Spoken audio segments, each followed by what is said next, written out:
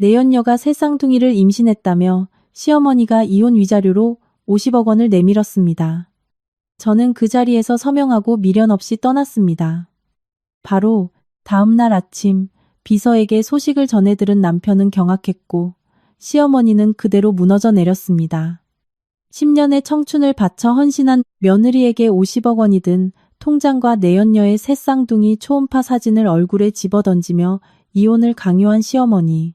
이 기막힌 역경 앞에서도 단 한 방울의 눈물조차 흘리지 않고 여유롭게 돈을 챙겨 떠난 이 여자는 배신자들에게 뼈저린 대가를 치르게 하는 통쾌하고도 깊이 있는 복수극을 완성합니다. 지금부터 그 상세한 이야기를 들려드리겠습니다. 시청자 여러분, 함께 귀 기울여 주시기 바랍니다. 늦은 오후, 전주의 하늘은 유난히도 무겁고 고요한 분위기를 자아내고 있었습니다. 저는 개인 집무실에 앉아 스탠드 불빛 아래 놓인 건축 설계 프로젝트 서류를 훑어보고 있었습니다.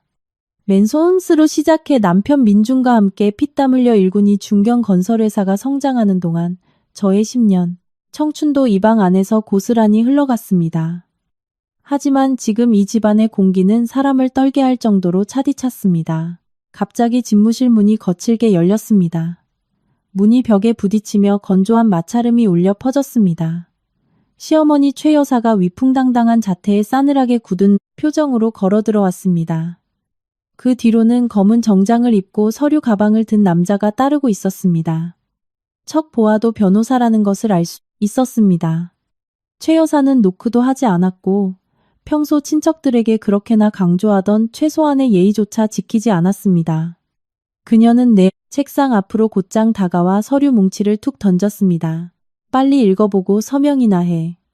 최 여사가 날카로운 목소리로 말했습니다. 저는 차분하게 고개를 들어 그녀를 쳐다보고는 손을 뻗어 맨 위의 종이를 가볍게 넘겼습니다.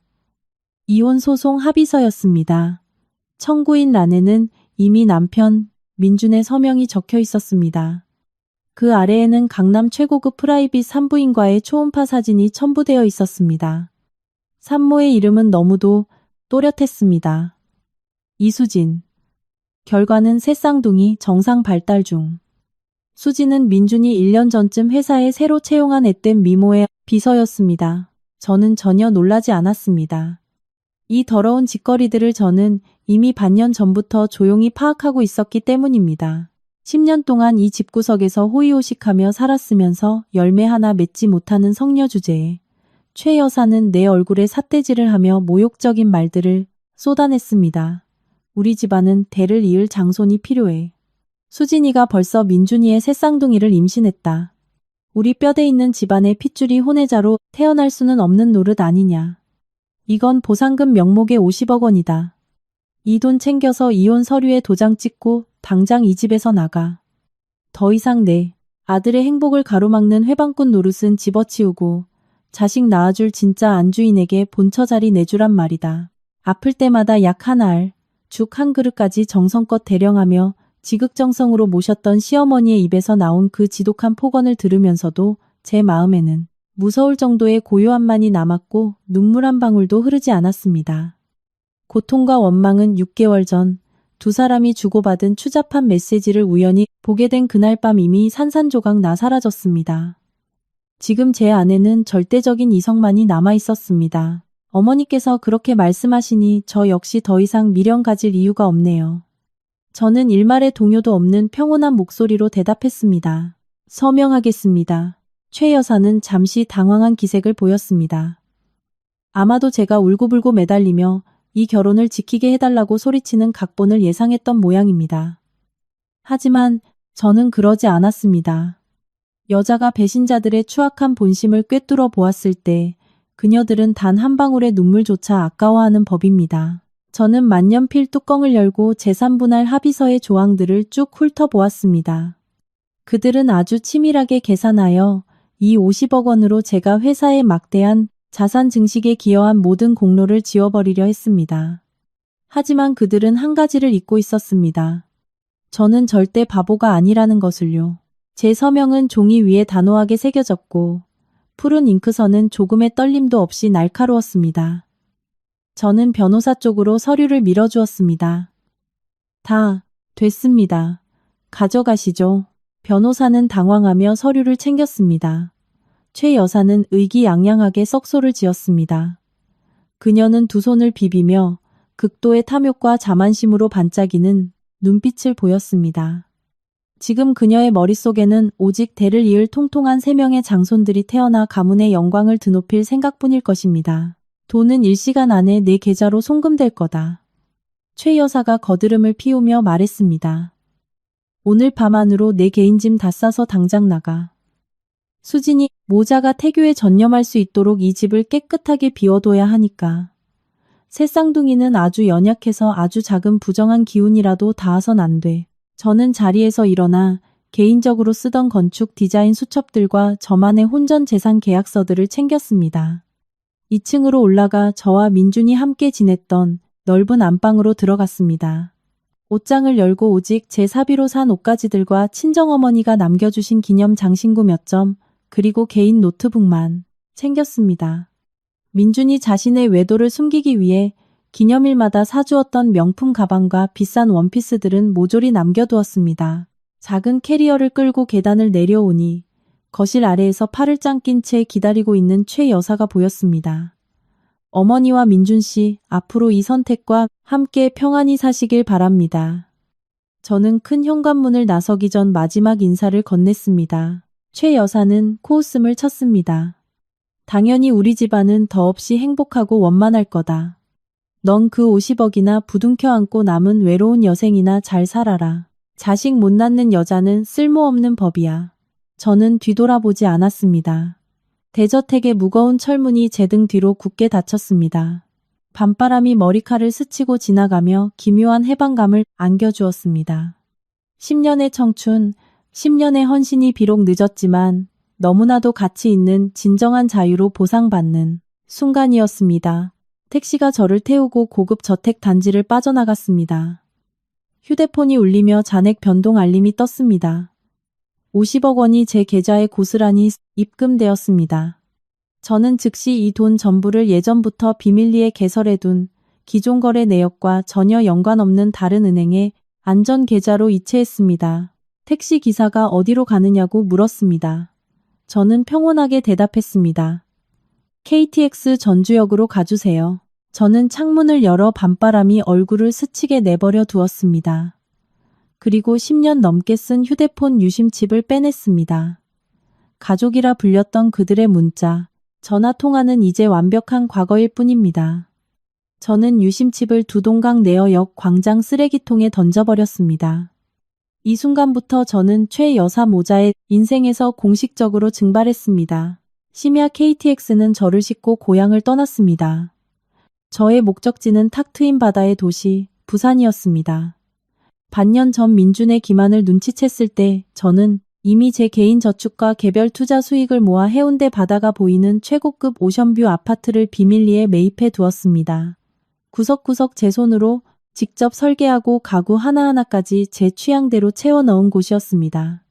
그곳이야말로 진정한 나의 보금자리요. 내 자신을 다독이고 새 인생을 계획할 완벽한 안식처였습니다. 기차가 부산역에 도착했을 때는 이미 깊은 밤이었습니다. 짭조름한 바다 내음이 섞인 공기가 더없이 상쾌했습니다. 택시를 타고 제 아파트로 향했습니다. 문을 열고 들어서자 은은한 노란 조명이 켜졌습니다. 모든 것이 깔끔하고 정돈되어 있었고 익숙한 레몬그라스 아로마, 향이 감돌았습니다. 푹신한 소파에 몸을 뉘고 눈을 감았습니다. 시어머니의 잔소리도 배신한 남편의 거짓말도 이젠 없습니다. 오늘 밤 저는 지난 10년 중 가장 깊고 평화로운 숙면을 취할 것입니다. 다음 날 아침 전면 유리창 너머로 쏟아지는 눈부신 부산 바다의 아침 햇살이 저를 깨웠습니다. 국화차를 한 잔 우려내어 길게 뻗은 모래사장으로 밀려드는 파도를 바라보며 서 있었습니다.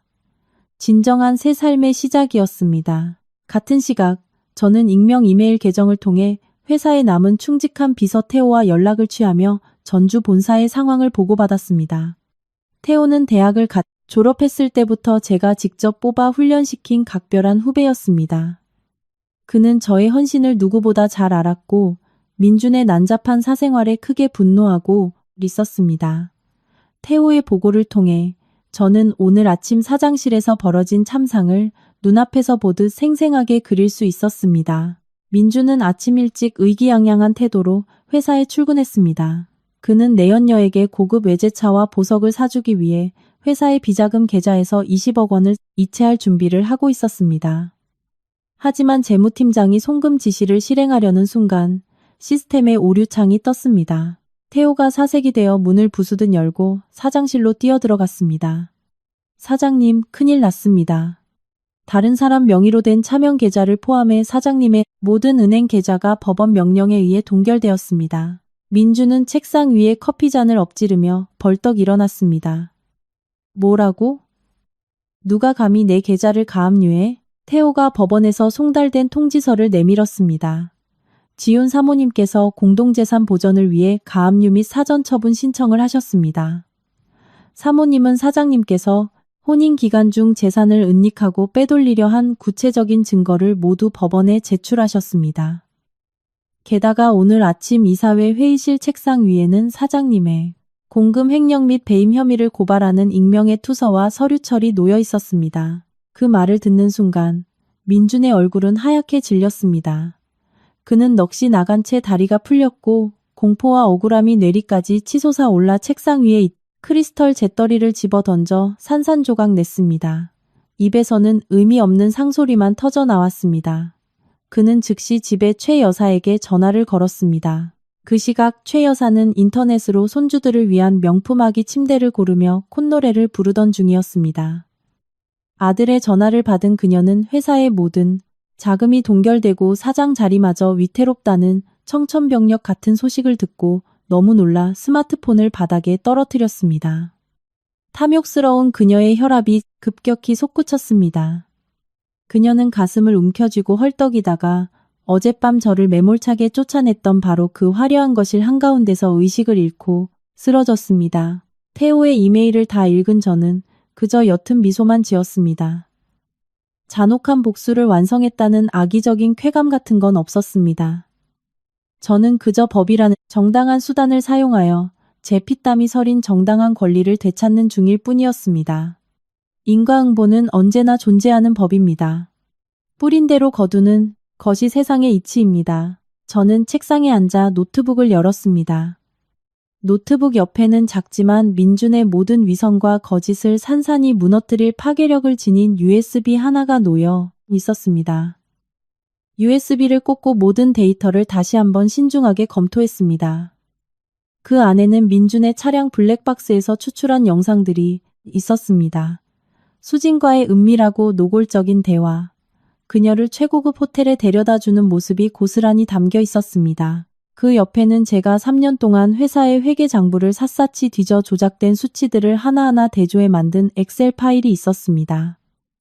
부풀려진 로비 리베이트, 비용부터 원가가 조작된 건설 자재 영수증까지 민준이 회사 공금을 몰래 빼돌려 수진의 차명 계좌로 이체한 내역들을 이런 단위까지 정밀하게 추적 놓은 자료였습니다. 그때 제 아파트에 유선 전화기가 울렸습니다. 친구의 이름으로 새로 개설한 번호였습니다. 수화기 너머로 또박또박한 남자의 저음이 들려왔습니다. 지윤 씨 되십니까? 저는 민준 사장님의 대리인 변호사입니다. 당신은 지금 내 의뢰인의 명예와 재산에 심각한 피해를 주는 불법적인 행위를 하고 있습니다. 당장 가압류 신청을 취하하지 않으면 우리는 당신을 명예훼손과 무고죄로 역고소할 것입니다. 저는 위세를 부리려 애쓰는 변호사가 못내 가엾다는 듯 담담하고 여유로운 목소리로 미소 지으며 대답했습니다. 안녕하세요. 아마 민준 씨가 변호사님께 모든 사실을 털어놓지 않은 모양이군요. 제 말을 잘 받아 적으시길 바랍니다. 저는 현재 회사 자금에서 이수진 씨 개인 계좌로 흘러들어간 자금의 뱅킹 거래 내역 전체를 보유하고 있습니다. 또한 이수진 명의로 된 30억 원짜리 강남 고급 아파트 매매 계약서와 실제 대금을 지불한 사람이 민준 씨라는 것을 증명하는 송금증도 가지고 있죠. 게다가 민준 씨가 가정법률과 혼인서약을 심각하게 위반했다는 것을 증명할 블랙박스 영상과 녹음 파일도 충분히 확보했습니다. 변호사님은 법을 잘 아시는 분이시죠? 제가 이 모든 자료를 경제범죄수사대에 넘기면 변호사님의 의뢰인은 대체 감방에서 몇 년이나 썩어야 할까요? 전화기 반대편은 쥐 죽은 듯 조용해졌고 변호사의 숨소리마저 멈춘 듯 했습니다.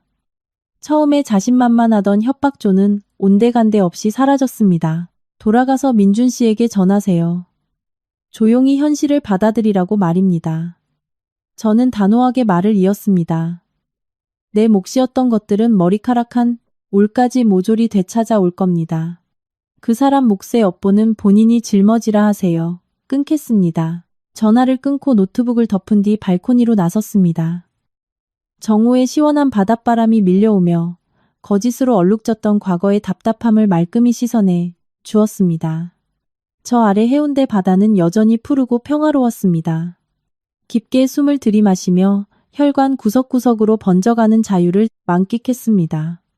법적 공방은 길어질 수 있겠지만 저는 이미 승리를 확신했습니다. 그것은 잔인한 술수가 아니라 흔들리지 않는 이성, 품위, 그리고 엄정한 법의 힘을 통한 승리였습니다. 부산 바다에서의 새로운 삶은 전주에서의 숨막히던 나날들과는 완전히 다른 평화로운 리듬을 선사했습니다. 아침이면 수평선을 붉게 물들이며 떠오르는 일출과 함께 눈을 떴습니다. 집 근처 해산물 시장으로 산책을 나가 소박하고 정겨운 상인들의 활기 속에 녹아들었습니다. 싱싱한 조개와 푸릇푸릇한 미역을 사서 제 자신만을 위한 정갈한 미역국을 끓여 점심을 준비했습니다. 제 아파트는 언제나 자연 채광으로 눈부셨고 은은한 파도 소리가 끊이지 않았습니다. 이 적막함은 10년간 최 여사 집안의 며느리로 살면서는 단 한 번도 누려보지 못한 최고의 사치였습니다.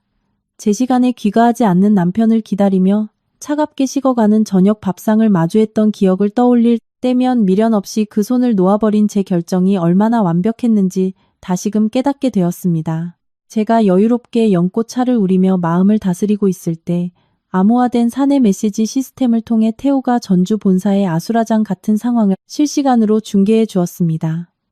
태호는 민준의 비참한 몰골을 아주 상세히 묘사해 보냈습니다. 법원의 재산가압류 통보를 받은 순간부터 민준은 벼랑 끝에 몰린 들짐승 꼴이 되었습니다. 그는 미친 듯이 로펌 변호사들과 은행권 지인들에게 전화를 돌리며 청탁을 시도했지만 모두가 고개를 저으며 거절했습니다. 명백한 증거에 기반한 법원의 명령이자 얽힌 금액이 워낙 막대했기에 그 누구도 법을 어겨가며 그를 도우려 하지 않았습니다. 하지만 민준의 비극은 극각 가압류 통지서에서 끝나지 않았습니다. 사장실에서 머리를 쥐어뜯고 있는 그에게 전화벨이 빗발쳤습니다. 전화를 건 사람은 다름 아닌 수진이었습니다. 민준이 그토록 떠받들던 작고 어여쁜 내연녀는 이제 천근만근 무거운 짐 덩어리로 돌변해 있었습니다. 수진은 새 쌍둥이를 임신한 상태였습니다. 급격한 호르몬 변화로 인해 그녀는 지독하게 예민해져 끝도 없는 요구를 쏟아내고 있었습니다. 민준과 같은 층에서 근무하는 직원들의 증언에 따르면 복도 끝까지 민준이 전화통에 대고 달래는 소리가 울려 퍼졌다고 합니다. 수지는 배가 싸르르 아프고 몸이 무거워 숨을 쉴 수가 없다며 동네방네 떠나가라 울부짖었습니다. 그녀는 당장 지역 내 최고의 럭셔리 VIP 산부인과에 자신을 입원시켜 달라고 떼를 썼습니다. 새 쌍둥이 임신은 고위험군이므로 해외 연수를 다녀온 특급 전문 의료진이 24시간 대기해야 하며 병실 역시 가문의 장손들을 안전하게 지키기 위해 5성급 호텔 수준의 스위트룸이어야 한다는 것이 그녀의 억지 논리였습니다. 여자들과의 골치 아픈 문제는 늘 돈으로 해결해 버릇하던 민주는 서둘러 달콤한 말로 그녀를 안심시켰습니다. 짐을 챙기고 있으면 자기가 당장 가서 최고 한도 카드로 병원비를 긁어주겠다고 약속한 것입니다. 전화를 끊은 민주는 허둥지둥 회사를 빠져나와 수진이 요구한 VIP 여성병원으로 직행했습니다. 고급스러운 수납 창고 앞에 선 민주는 자신만만하게 자신의 VVIP 신용카드를 꺼내 수천만 원에 달하는 입원 예치금을 결제하려 했습니다. 하지만 수납 직원은 카드 단말기를 몇 번 조작하더니 난처한 얼굴로 고개를 저으며 거래가 거절되었다고 안내했습니다. 자신의 귀를 의심한 민주는 짜증을 내며 각기 다른 은행의 신용카드 3장을 더 꺼내 던졌습니다. 하지만 결과는 직원의 안타까운 눈빛뿐이었습니다. 민준 명의의 모든 개인 계좌, 신용카드, 심지어 가족카드까지 법원의 재산 보전 처분 및 경찰 조사 지시에 따라 금융 시스템상에서 완전히 얼어붙어 있었습니다. 사람들로 북적이는 병원 로비 한가운데서 민준은 망부석처럼 굳어버렸고 수치심에 얼굴이 시뻘겋게 달아올랐습니다. 옆에 서 있던 수지는 상황을 파악하자마자 길길이 날뛰기 시작했습니다. 민준이 자신을 속였다며 우리 모자에게 쓸 돈이 그렇게 아깝냐며 온갖 진상을 부렸습니다. 주변 사람들의 호기심 어린 시선이 쏟아지자 쥐구멍에라도 숨고 싶어진 민준은 수진의 팔을 거칠게 잡아끌어 차로 데려갈 수밖에 없었습니다. 엎친 데 덮친 격으로 민준이 수진을 달래 고급 아파트로 데려다 주자마자 회사 재무팀장으로부터 다급한 전화가 걸려왔습니다. 재무팀장은 국세청과 회계감사원 합동조사반이 예고 없이 본사에 들이닥쳤다는 소식을 덜덜 떨며 보고했습니다. 그들은 최근 3년간의 회사 재무장부와 법인카드, 결제 내역, 모든 영수증을 전면 세무조사하겠다는 영장을 들고 왔습니다. 이것이야말로 제가 이 집을 떠나기 전 치밀하게 준비해 발송했던 증거첨부 내부 고발장의 결과물이었습니다. 조사반은 즉시 재무팀의 모든 컴퓨터와 서류함을 봉인했고 대표이사인 민준이 즉각 출두해 조사를 받을 것을 명령했습니다. 청천벽력 같은 소식에 민준은 아파트에서 고래고래 소리를 지르는 수진을 내팽개치고 병원비 결제 거부 따위와는 비교도 안 될 거대한 재앙을 수습하기 위해 미친 듯이 차를 몰아 회사로 돌아가야 했습니다. 계좌가 꽁꽁 묶이고 회사에는 고강도 세무조사가 들이닥친 풍전등화의 위기 속에서 민준은 그 누구에게도 돈을 빌릴 수 없었습니다. 평소 그와 호영호재하며 룸살롱을 전전하던 사업 파트너들은 회사에 큰일이 났다는 소문을 듣자마자 일제히 바쁘다며 전화를 피하고 잠수를 탔습니다. 막다른 골목에 몰린 민준은 결국 최 여사에게 SOS를 치기 위해 본가 저택으로 달려갔습니다. 오냐오냐 자란 아들들에게 어머니란 언제나 마지막 동아줄인 법입니다. 그 시각 최 여사는 아침에 혈압 상승으로 쓰러졌다가 막 정신을 차린 참이었습니다.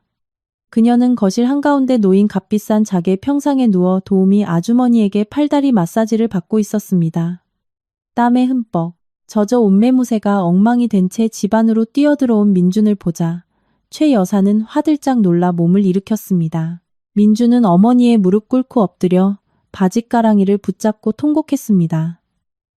독사 같은 맏며느리가 모든 자금줄을 끊어놓는 바람에 당장 수진을 병원에 입원시킬 돈 단 한 푼도 없다고 하소연했습니다. 그는 3명의 장손들이 최고급 의료 지원을 받지 못해 생명이 위태롭다는 최악의 시나리오를 그려냈습니다. 그리고 마지막으로 어머니의 노후 자금 통장을 깨서라도 제발 가문의 핏줄을 살려달라고 애걸복걸했습니다. 지독한 남아선호 사상에 찌들어 대를 이을 핏줄에 눈이 먼 최 여사였습니다. 새 손주의 아니가 위태롭다는 아들의 말에 그녀는 피로도 잊은 채 벌떡 일어났습니다. 그녀는 도우미를 시켜 금고 깊숙이 숨겨두었던 20억 원짜리 정기 예금 통장을 꺼내오게 했습니다. 전주의 조상 대대로 내려오던 땅을 판 돈과 민준이 수년간 용돈 명목으로 찔러준 돈을 긁어모은 거액이었습니다. 최 여사는 대충 옷을 주워 입고 택시를 잡아 도심에서 가장 큰 은행 본점으로 직행했습니다. 지금 그녀의 머릿속에는 오직 돈을 뽑아 아들을 무시한 것들의 얼굴에 집어던지고 귀하디 귀한 새손주를 집으로 모셔와야겠다는 일념뿐이었습니다. 은행에 도착한 최 여사는 VIP 창구로 새치기에 들어가 예금 20억 원 원금과 이자를 전액 해지하고 수표로 인출해달라고 호통을 쳤습니다. 통장과 신분증을 건네받고 전산망에 계좌 비밀번호를 입력하던 여직원의 손길이 멈칫했습니다. 직원은 모니터를 몇 번이고 확인하더니 당혹스러운 눈빛으로 최 여사를 바라보았습니다. 어르신, 죄송하지만 이 통장에 있는 금액은 현재 전산상 해지 및 인출이 불가능한 상태입니다. 직원이 조심스럽게 설명했습니다. 최 여사는 유리 테이블을 쾅 하고 내리쳤습니다. 그게 무슨 개소리야. 내가 이 은행에 돈을 몇 년이나 맡겨놨는데 내 이름으로 된 통장이고 내 신분증도 여기 있잖아. 왜 돈을 못 빼? 너희들이 고객 돈을 떼어먹으려고 작정이라도 한 거냐? 여직원은 화들짝 놀라며 손을 내저었습니다. 아닙니다, 어르신. 오해하지 마시고 제 설명을 들어보세요. 전산 기록을 보면 작년 연말에 어르신 계좌에 최고 등급의 보이스피싱 등 금융사기 방지 철통 보안 서비스가 가입되었습니다. 이 서비스 약관에 따르면 거액을 인출하거나 계좌, 잠금을 해제하기 위해서는 아주 엄격한 3단계 인증 절차를 거치셔야만 합니다.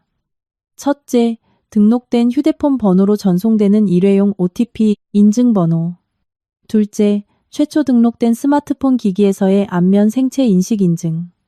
그리고 마지막으로 가장 중요한 것은 어르신께서 사이비 종교나 보이스피싱 범죄자에게 심리적 지배 가스라이팅을 받고 있지 않다는 것을 증명하기 위해 관할 경찰서에 직접 방문해 확인 서면을 받아오셔야 합니다. 그 말을 듣는 순간 최 여사의 입이 떡 벌어졌습니다. 그녀의 기억이 1년 전으로 거슬러 올라갔습니다. 당시 그녀는 자신을 서울지방경찰청 수사관이라 사칭하며 마약 밀매 조직에 연루되었으니 자금을 이체하라는 협박 전화를 연달아 받았고 극도의 공포에 질려 있었습니다. 그때 그 사태를 수습하고 나선 사람이 바로 평소 그녀가 쥐잡듯이 잡던 며느리, 저였습니다. 저는 어머니를 모시고 은행으로 가 금융 절차에 빠삭한 제 지식을 활용해 이 극단적으로 까다로운 보안 서비스를 설정해 드렸습니다. 저는 제 서브폰 유심을 이용해 어머니의 인증번호를 대신 관리해 드렸고 안면 생체 인식 기기로는 제가 쓰던 공기계를 등록해 두었습니다. 당시 저는 그저 시어머니의 피 같은 노후 자금을 악랄한 사기꾼들로부터 지키고 싶었을 뿐입니다. 절차가 매우 복잡하긴 하지만 그 대신 어머니의 돈은 그 누구도 손댈 수 없이 안전할 것이라고 분명히 설명해 드렸습니다. 그때는 최 여사도 저의 꼼꼼함에 고개를 끄덕이며 칭찬을 아끼지 않았습니다. 하지만 지금 그 서브폰의 유심칩은 이미 제가 두 동강 내어 역 쓰레기통에 버린 지 오래였습니다. 안면 인식이 등록된 공기계 역시 초기화하여 전주 저택에 버려두고 왔으니 과거의 데이터는 영영 복구할 수 없었습니다. 이 자금을 풀려면 최 여사는 은행의 복잡한 본인 확인 심사를 거치고 서명 대조를 하고 경찰서까지 들락거리며 복잡한 소명서를 써내야만 합니다. 영업일 기준 최소 7일에서 10일은 좋게 걸리는 과정이었습니다. 냉혹한 현실이 벼락처럼 최 여사의 정수리를 내리쳤습니다. 과거의 선의로 만들어진 그 안전망이 이제는 그녀 모자의 숨통을 끊어놓는 거대한 철벽이 되어버린 것입니다. 만약 제가 그 자리에 있었다면 스마트폰 조작 5분 만에 해결될 일이었습니다. 하지만 저는 이미 완벽하게 증발해 버렸습니다. 정숙한 은행 객장 한가운데서 최 여사는 이성을 잃고 폭주하기 시작했습니다. 스스로 설정한 보호 장치 때문에 정작 자신의 돈을 한 푼도 꺼냈을 수 없다는 사실을 도저히 받아들일 수 없었습니다. 평소에 아나무인격이고 억척스러운 본성이 터져나오며 그녀는 고래고래 소리를 질렀습니다. 이따위로 일 처리할 거야? 보이스피싱이고 나발이고 난 모르겠으니까 당장 잠금 풀어. 지금 사람 목숨이 왔다 갔다 하는데 니들이 책임질 거야? 당장 지점장 나오라고 해. 최 여사의 고함에 은행 안의 모든 고객과 청원경찰의 이목이 집중되었습니다. 객장 책임자가 서둘러 나와 깍듯하지만 단호한 태도로 과거 최 여사 본인이 직접 서명했던 계약 약관을 다시 설명했습니다. 그들이 내민 서류에는 최 여사의 자필 서명이 선명하게 남아 있었습니다. 약관에는 임의로 인증번호 수신처를 변경하거나 등록기기를 분실할 경우 모든 책임은 고객 본인에게 있으며 해제 절차를 철저히 준수해야 한다. 지점장 전결 등 어떠한 예외도 인정되지 않는다고 명시되어 있었습니다. 자신의 자필 서명을 노려보던 최 여사는 과거 약관의 글자 하나하나를 짚어가며 끈기 있게 설명해주던 제 차분한 얼굴을 떠올렸습니다. 사방이 가로막힌 벼랑 끝에 선 절망감과 모든 일을 알아서 척척 해결하던 며느리를 제 손으로 쫓아냈다는 뼈저린 후회가 그녀의 오장육부를 갈기갈기 찢어놓았습니다. 극도의 분노와 스트레스로 인해 피가 거꾸로 솟는 것을 느끼며 최 여사는 누군가 자신의 심장을 강하게 옥죄는 듯한 끔찍한 고통에 사로잡혔습니다. 눈앞의 풍경이 흐려지고 주변의 소음이 웅웅거리며 멀어졌습니다. 그녀는 왼쪽 가슴을 부여잡고 가쁜 숨을 몰아쉬었습니다. 잿빛으로 변해가는 최 여사의 안색을 본 은행 책임자가 기겁하며 그녀를 소파에 눕히고는 119구급대를 불렀습니다. 급성 심근경색이 덮쳐오는 끔찍한 고통 속에서 최 여사는 차가운 은행 바닥으로 고꾸라졌습니다. 구급차의 요란한 사이렌 소리가 전주 도심을 가로지르며 그녀를 전주 대학교 병원 응급실로 실어 날랐습니다. 한편 회사에서 합동 세무조사반의 추궁을 받으며 진땀을 빼고 있던 민주는 병원으로부터 걸려온 전화를 받았습니다. 어머니가 중환자실에 응급 이송되었고 생명이 위독하다는 소식에 민주는 책상 위를 뒤덮은 회계 장부들을 내팽개치고 사색이 되어 병원으로 내달렸습니다. 시뻘건 불이 켜진 응급 수술실 문 앞에서 민주는 머리카락을 쥐어뜯으며 절망했습니다. 이윽고 수술복을 입은 전문의가 나와 심각한 표정으로 설명했습니다.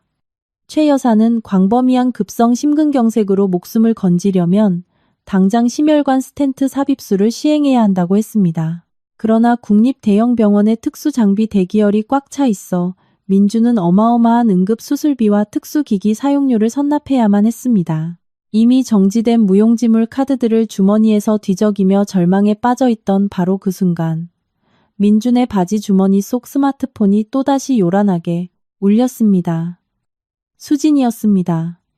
덜덜 떨리는 손으로 전화를 받았습니다. 수화기 너머로 수진의 신경질적이고 날카로운 비명 섞인 폭언이 쏟아졌습니다. 맛있는 것을 사주고 VIP 산부인과에 입원시켜주겠다는 약속은 어디 가고 아파트에 혼자 내버려도 고통받게 하느냐며 무능력자라고 욕을 퍼부었습니다. 수진은 일시간 안에 돈을 가져오지 않으면 당장 낙태약을 먹고 새 아이를 다 지워버리겠다며 이 거지 같은 집안에 자식 낳아주는 짓 따위는 때려치우겠다고 협박했습니다. 산소호흡기에 의존해 사경을 헤매고 있는 늙은 어머니. 그리고 돈을 내놓지 않으면 가문의 장손 3명을 지워버리겠다고 협박하는 내연녀. 민주는 병원 복도 벽을 타고 스르르 미끄러져 차가운 타일 바닥에 주저앉았습니다. 배신자 남편의 두 눈에서 처절하고 쓴 눈물이 왈칵 쏟아졌습니다. 그가 직접 파종한 업보의 씨앗이 이제 싹을 틔우고 가지를 뻗어 가장 잔혹한 방식으로 그의 숨통을 조여오고 있었습니다. 멀리 떨어진 부산 해운대의 아파트에서 저는 예전 지인들로부터 끊임없이 쏟아지는 소식들을 전해 듣고 있었습니다. 최 여사의 응급실행과 민준의 처참한 몰락을 전해 들으면서도 저는 악독하게 비웃거나 통쾌해하지 않았습니다. 병문안을 가거나 비행기표를 끊을 생각도 전혀 없었습니다. 제 심장은 이미 그들에 대해 완벽히 얼어붙어 있었습니다. 저는 조용히 노트북을 덮고 발코니로 나아가 화려하게 만개한 부겐빌레아 화분에 물을 주었습니다. 인생이란 참으로 공평한 것입니다. 남의 행복을 잔인하게 짓밟은 자가 영원히 평온할 수는 없는 법이니까요. 제 개인 자산을 철저히 지켜내는 것과 동시에 저는 제가 피땀 흘려 키운 건설 회사를 무대로 한 더 거대한 체스판을 은밀하게 움직이고 있었습니다. 그곳은 저의 빛나는 청춘과 눈물이 서린 곳이며 민준 따위가 자신의 타락한 욕망을 채우기 위한 자금줄로 쓰도록 내버려둘 생각은 추호도 없었습니다. 지난 며칠 동안 저는 보안이 철저한 내부망을 통해 회사의 소액 주주 및 이사회 멤버들과 연쇄 화상회의를 주도했습니다. 이들의 대다수는 시아버님의 젊은 시절부터 동고동락했던 전우이자 창립 멤버들이었습니다. 그들은 회사가 처음 설립되었을 때부터 투자해 주신 분들이며 저와 민준의 경영을 굳게 믿어왔던 어르신들이었습니다. 하지만 최근 뚜렷한 이유 없이 회사의 영업이익이 곤두박질치고 현장마다 자재품질 불량 클레임이 터져 나오자 그들도 짙은 의구심을 품고 있던 터였습니다. 저는 이 주주들을 대표하는 막강한 발언권자 박 회장님께 제가 모은 모든 증거 자료 원본을 송부하기로 결단했습니다. 제가 보낸 서류철에는 민준이 교묘하게 조작한 이중장부와 원본 영수증 대조표가 고스란히 담겨 있었습니다. 민준은 뒷돈을 챙기기 위해 철근과 시멘트 등 핵심 자재 구매 단가를 1.5배나 뻥튀기해 회사 자금을 횡령하고 있었습니다.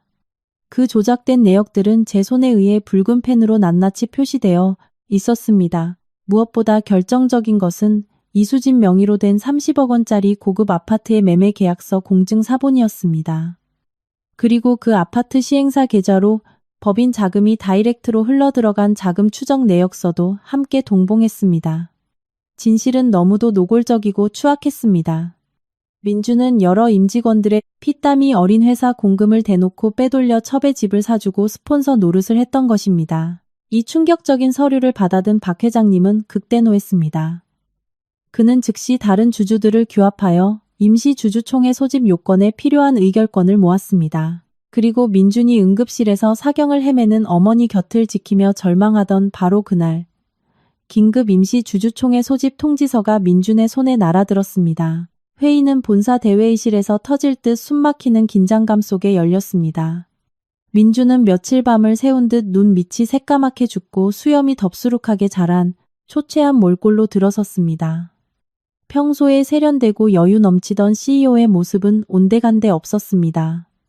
그가 의장석에 털썩 주저앉자마자 박 회장님이 자리를 박차고 일어나 서류 뭉치를 테이블 위로 쾅 집어 던졌습니다.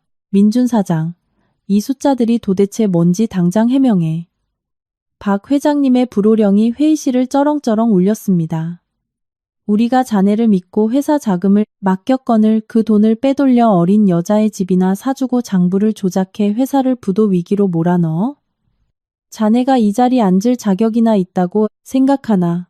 민준은 떨리는 손으로 서류를 집어들었습니다. 그의 안색은 창백함을 넘어 흑빛으로 변했습니다. 그는 재무팀의 단순한 기장 실수일 뿐이라고 개인적인 사정으로 회사 돈을 잠시 융통했을 뿐 전액 변제할 계획이었다며 더듬거리며 변명하려 했습니다. 하지만 그런 구차한 변명은 회의실을 꽉 채운 주주들의 분노 어린 고성의 단숨에 묻혀버렸습니다. 주주들은 당장 민준을 형사 고발하겠다며 핏대를 세우며 몰아붙였습니다. 결과는 빠르고 무자비했습니다. 압도적인 찬성 표결로 대주주 및 이사회는 민준의 대표이사직 즉각 해임안을 가결했습니다.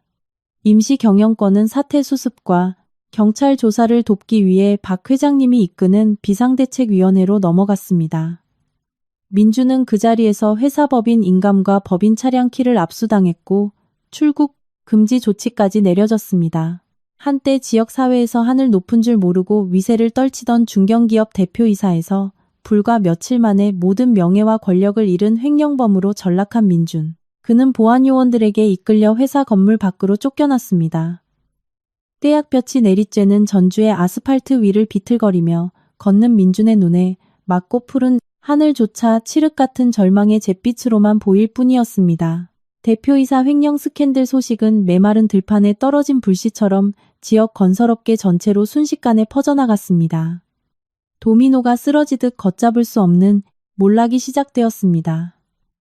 회사에 거액을 대출해준 제1금융권 은행들은 즉각 회사를 부도 고위험군으로 분류하고 대출금 기한 이익, 상실 조기 회수, 통보문을 날렸습니다. 여기에 대형 철강 대리점부터 지역의 작은 모래 채취 업체들까지 대금을 받지 못한 하청업체와 자재 공급업체 관계자들이 트럭을 몰고 본사 정문으로 몰려왔습니다.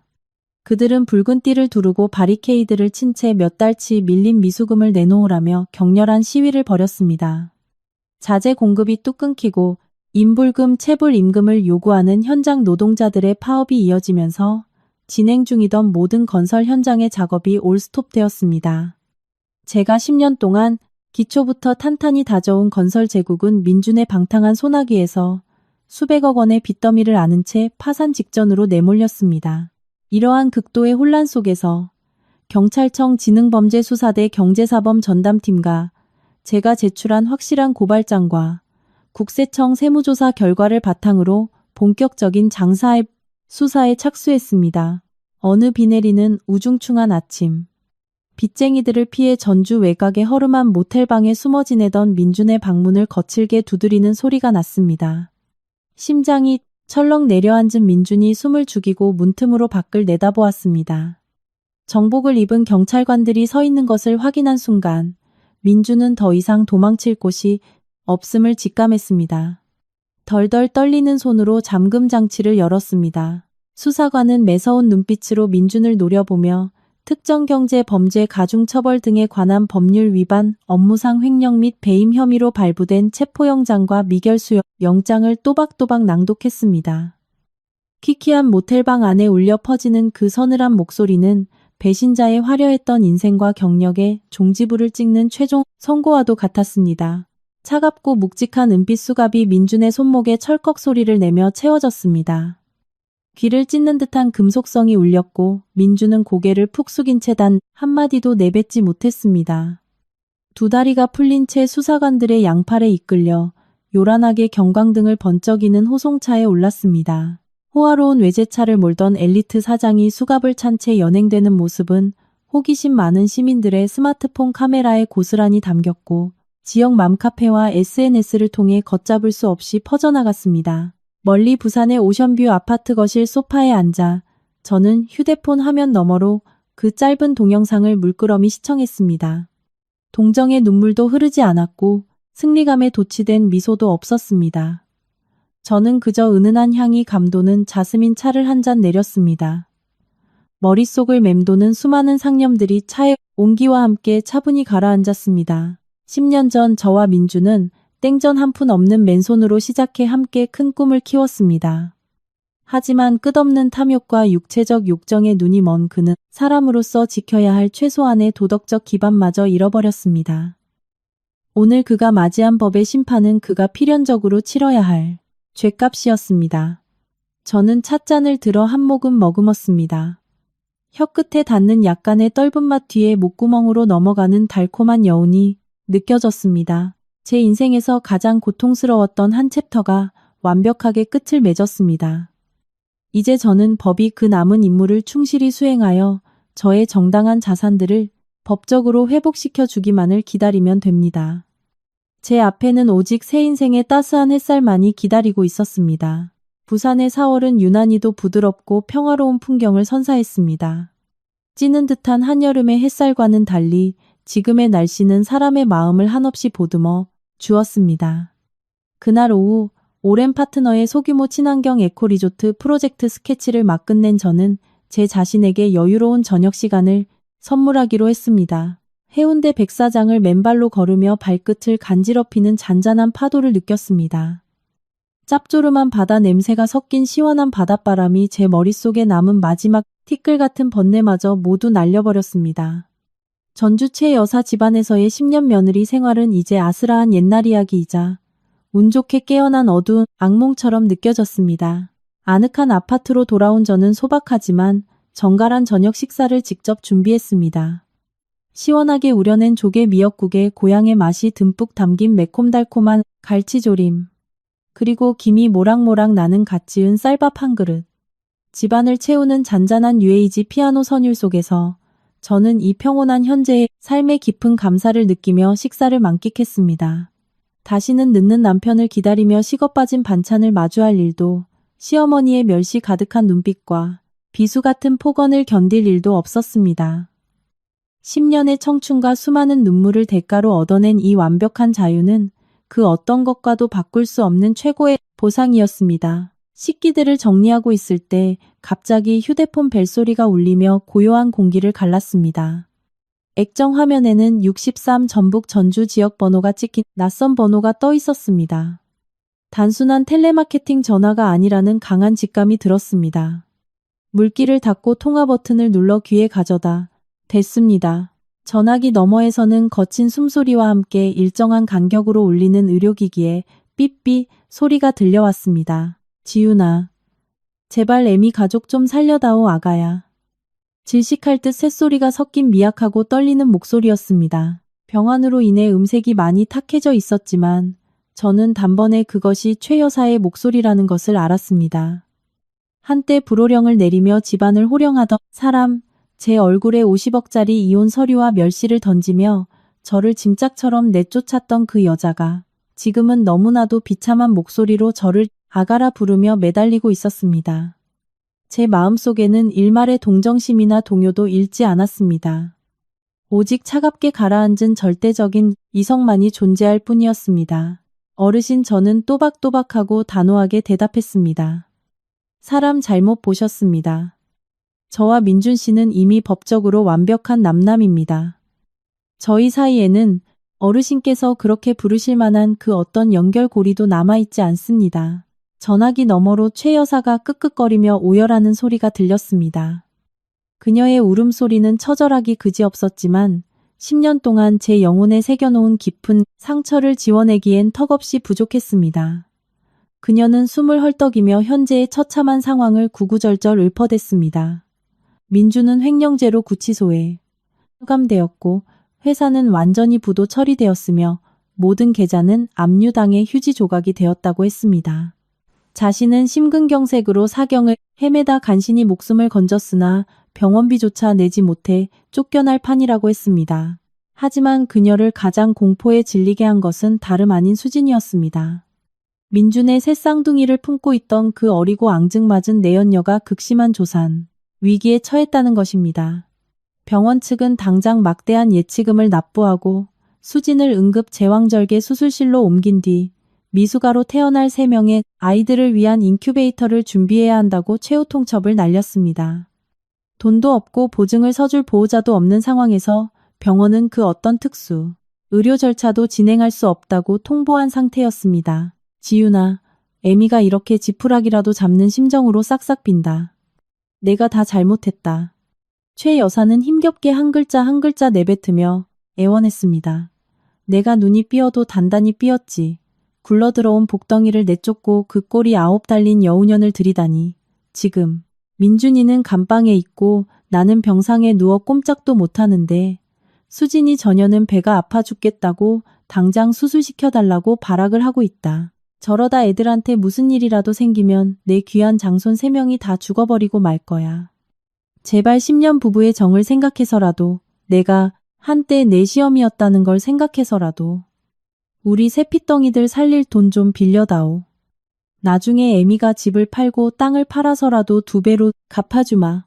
저는 그 처절한 애원을 묵묵히 다 들었습니다. 인과응보의 톱니바퀴가 이토록 뚜렷하고 잔인하게 맞물려 돌아가는 광경에 소름이 돋을 지경이었습니다. 스스로 악의 씨앗을 뿌린 자들이 결국 자신이 키워낸 맹독성 열매를 고스란히 삼키고 있었습니다. 저는 발코니로 걸어나가 해운대 대로변을 바쁘게 오가는 불빛들을 내려다보았습니다. 가로등 불빛이 푸른 가로수 잎을 비추며 만들어내는 평화로운 풍경은 최 여사 일가를 집어삼킨 지옥 같은 혼란과 완벽한 대조를 이루고 있었습니다. 최 여사님, 저는 그녀의 가증스러운 떨림을 단칼에 베어내듯 차갑게 말했습니다. 그날 늦은 오후 기억하십니까? 변호사 대동하고 제 집무실로 밀고 들어오셨던 날 말입니다. 제 책상에 이수진 씨의 초음파 사진을 내동댕이 치며 저더러 열매 못 맺는 동나무라고 하셨죠. 10년 동안 애 못 낳았으면 진짜 자식 낳아줄 여자한테 본처 자리 내어주고 당장 꺼지라고 하셨잖습니까? 제 10년의 공로와 존엄을 50억 원으로 퉁치고 한밤중에 저를 길바닥으로 내쫓으셨을 때 여사님은 세상을 다 가진 것처럼 의기양양하셨죠. 최 씨 가문은 앞으로 영원히 행복할 거라고 호언장담하셨던 분이 누구십니까? 전화기 너머에서는 꺽꺽거리는 숨소리만 들릴 뿐 정막이 흘렀습니다. 최 여사는 단 한마디의 변명조차 짜내지 못했습니다. 과거 그녀가 내뱉었던 비수, 같은 말들이 부메랑이 되어 그녀의 심장에 정통으로 꽂힌 것입니다. 제가 번 돈은 10년 동안 피땀 흘려 밤낮 없이 회사를 키워낸 제 노력의 결실입니다. 제 목소리는 쇠못을 박듯 단호했습니다. 저는 전 남편의 내연녀를 부양할 의무가 털끝만큼도 없으며 그 인간이 밖에서 싸지른 혼외자들의 병원비를 대줄 책임은 더더욱 없습니다. 여사님 가족이 겪고 있는 이 모든 파국은 당신들의 끝없는 탐욕과 추악한 배신이 불러온 자업자득입니다. 알아서들 해결하십시오. 2번 다시 제게 연락하는 일 없길 바랍니다. 저는 최 여사가 반응할 틈도 주지 않고 가차없이 통화 종료 버튼을 눌렀습니다. 그리고 단 1%의 불쾌함이라도 제 삶에 다시 스며들지 못하게 그 번호를 완전히 차단해버렸습니다. 가슴 깊이 바닷바람을 들이마셨습니다. 이 냉혹함은 잔인해서가 아니라 제가 피투성이가 되어 겨우 쟁취하니 평온한 일상을 지켜내기 위한 유일하고도 정당한 방어막이었습니다. 어긋난 자비심은 악을 방조하는 꼴이 될 뿐입니다. 오늘 밤도 저는 배신자들의 아귀다툼 따위는 모두 뒤로 한 채 아주 깊고 달콤한 잠에 빠질 것입니다. 다음 날 아침 바다가 보이는 단골 카페에 앉아 평소처럼 설탕 없는 아이스 아메리카노를 홀짝이고 있을 때 태호로부터 장문의 메시지가 도착했습니다. 고향에 남아 모든 상황을 예의주시하며 제게 브리핑을 해주는 든든한 태호의 문자를 읽으며 저는 전주대학교 병원에서 벌어지고 있는 막장 드라마보다 더 끔찍한 비극의 전말을 완벽하게 머릿속에 그릴 수 있었습니다. 한때 같은 배를 탔던 탐욕의 무리들이 산산조각 난 이익 앞에서 서로를 물어뜯는 아비규환이 펼쳐지고 있었습니다. 어젯밤 저에게 매몰차게 거절당한 뒤 최 여사는 완전한 절망의 나락으로 떨어졌습니다. 심혈관 병동 침대에 누운 그녀의 베개는 눈물로 축축하게 젖어 있었습니다. 그러나 그 병실의 고요함도 오래가지 못했습니다. 동틀녘 무렵 병실 문이 거칠게 열렸습니다. 입원복을 헐렁하게 걸치고 남산만한 임산부 배를 부둥켜 안은 수진이 처참한 몰골로 비틀거리며 들어왔습니다. 헝클어진 머리칼에 화장기 하나 없는 창백한 얼굴이었지만 그녀의 두 눈만큼은 분노와 도끼로 번뜩이고 있었습니다. 야간 당직 간호사의 증언을 전한 태호의 말에 따르면 수진은 고위험 산모 집중 치료실에서 강제로 쫓겨난 상태였습니다. 예치금이 바닥난 데다 보호자 중 그 누구도 추가 수납을 하러 오지 않았기 때문입니다. 막다른 골목에 몰린 수진은 때마침 아랫배를 찌르는 통증까지 겹치자 눈이 뒤집혀 산부인과 병동에서 심혈관 병동까지 길을 쓰고 걸어와 최 여사를 찾아낸 것이었습니다. 이 순간 예의 바르고 싹싹한 예비 며느리의 껍데기는 온데간데 없이 벗겨졌습니다. 수진의 본성인 돈에 미친 표독스럽고 상스러운 밑바닥 인간의 민낯이 적나라하게 드러났습니다. 야, 이 노친네야. 돈 숨겨둔 거 있으면 당장 토해내. 수진은 다인실 병동 한가운데서 허리에 손을 얹고 악을 썼습니다. 아픈 척하고 누워있지 말고 빨리 일어나. 당신 아들이 나한테 외제차 사주고 강남 최고급 병원 VIP실에서 애 낳게 해준다고 꼬여냈잖아. 근데 그 새끼가 빵에 들어갔으면 애미인 당신이 책임져야 할 거 아냐. 당장 돈 안 내놓으면 나 이 세 마리 다 지워버리는 꼴 볼 줄 알아. 자신이 보물처럼 애지중지하며 저를 쫓아내는 핑계로 삼았던 그 여자 입에서 쏟아지는 천박한 폐륜 발언에 최 여사는 분노로 전신을 파르르 떨었습니다. 그녀는 억지로 상체를 일으켜 수진의 얼굴에 삿대질을 하며 쇳소리가 나는 목소리로 피를 토하듯 저주를 퍼부었습니다. 이 천하의 몹쓸 꼴이 9 달린 불효 같은 년아. 우리 집안이 너 때문에 풍비박산이 났어. 우리 민준이가 너한테 퍼다 나를 돈 마련하느라 횡령범으로 감방에 가고 나도 너 때문에 심장병 걸려 반송장이 돼서 누워있는데 꿈도 꾸지 마라. 이 집구석에서 이제 내년한테 떨어질 돈은 단 한 푼도 없어. 이 더럽고 천박한 년아, 당장 내 눈앞에서 꺼져. 최 여사의 악에 바친 호통은 수진의 마음속에 타오르던 불길에 기름을 부은 격이 되었습니다. 수진은 자신이 오랜 시간 공들여 파내려 가던 노다지, 광산이 이제 완벽하게 텅 비어버렸다는 사실을 깨달았습니다. 이 망해버린 집구석에는 자신이 빨아먹을 단물이 더 이상 남아있지 않았습니다. 속았다는 배신감과 임신 막바지의 극심한 신체적 고통이 겹치며 수진은 완전히 이성을 상실했습니다.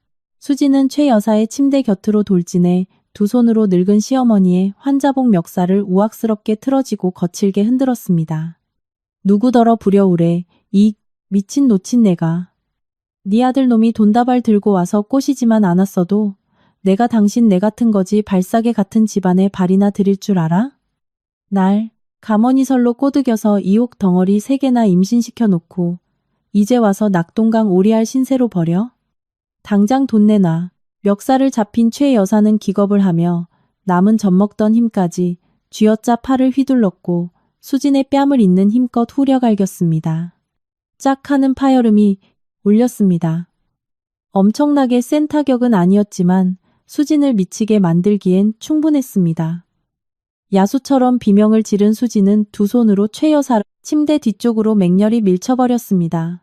밀치는 힘과 체중이 더해져 중심을 잃은 최 여사는 좁은 병상 밖으로 곤두박질 쳤습니다. 최 여사의 머리가 철제 침대 모서리에 크게 부딪히고 연이어 차가운 병실 바닥에 처박혔습니다. 쿵 하는 둔탁하고 끔찍한 소리가 울려 퍼졌습니다. 최 여사는 몇 번 경련을 일으키더니 허연 눈동자를 뒤집은 채 바닥에 미동도 없이 널브러졌습니다. 그 참혹한 광경을 목격한 같은 병실의 환자와 보호자들이 비명을 질러댔습니다. 당직 의사와 간호사들이 사색이 되어 달려왔습니다. 그들은 미친 듯이 날뛰는 수진을 밖으로 끌어내고 바닥에 쓰러진 최 여사에게 긴급 심폐소생술을 실시한 뒤 급히 뇌수술실로 이송했습니다. 치명적인 충격으로 인해 최 여사의 뇌혈관이 파열되면서 심근경색에 이은 끔찍한 2차 중증 뇌졸중이 터져버린 것입니다. 수지는 복도에 넋을 잃고 서서 덜덜 떨리는 자신의 두 손을 내려다보았습니다. 그제야 그녀는 자신이 용서받지 못할 끔찍한 범죄를 저질렀다는 사실을 깨달았습니다. 태우의 메시지를 다 읽은 저는 조용히 스마트폰 화면을 끄고 유리 테이블 위에 내려놓았습니다. 손에 쥐고 있던 아이스 아메리카노의 얼음은 이미 다 녹아 있었습니다. 통쾌함도 안타까움도 없었습니다. 그들의 삶은 이미 도덕과 법의 경계선을 까마득히 벗어나 버렸습니다.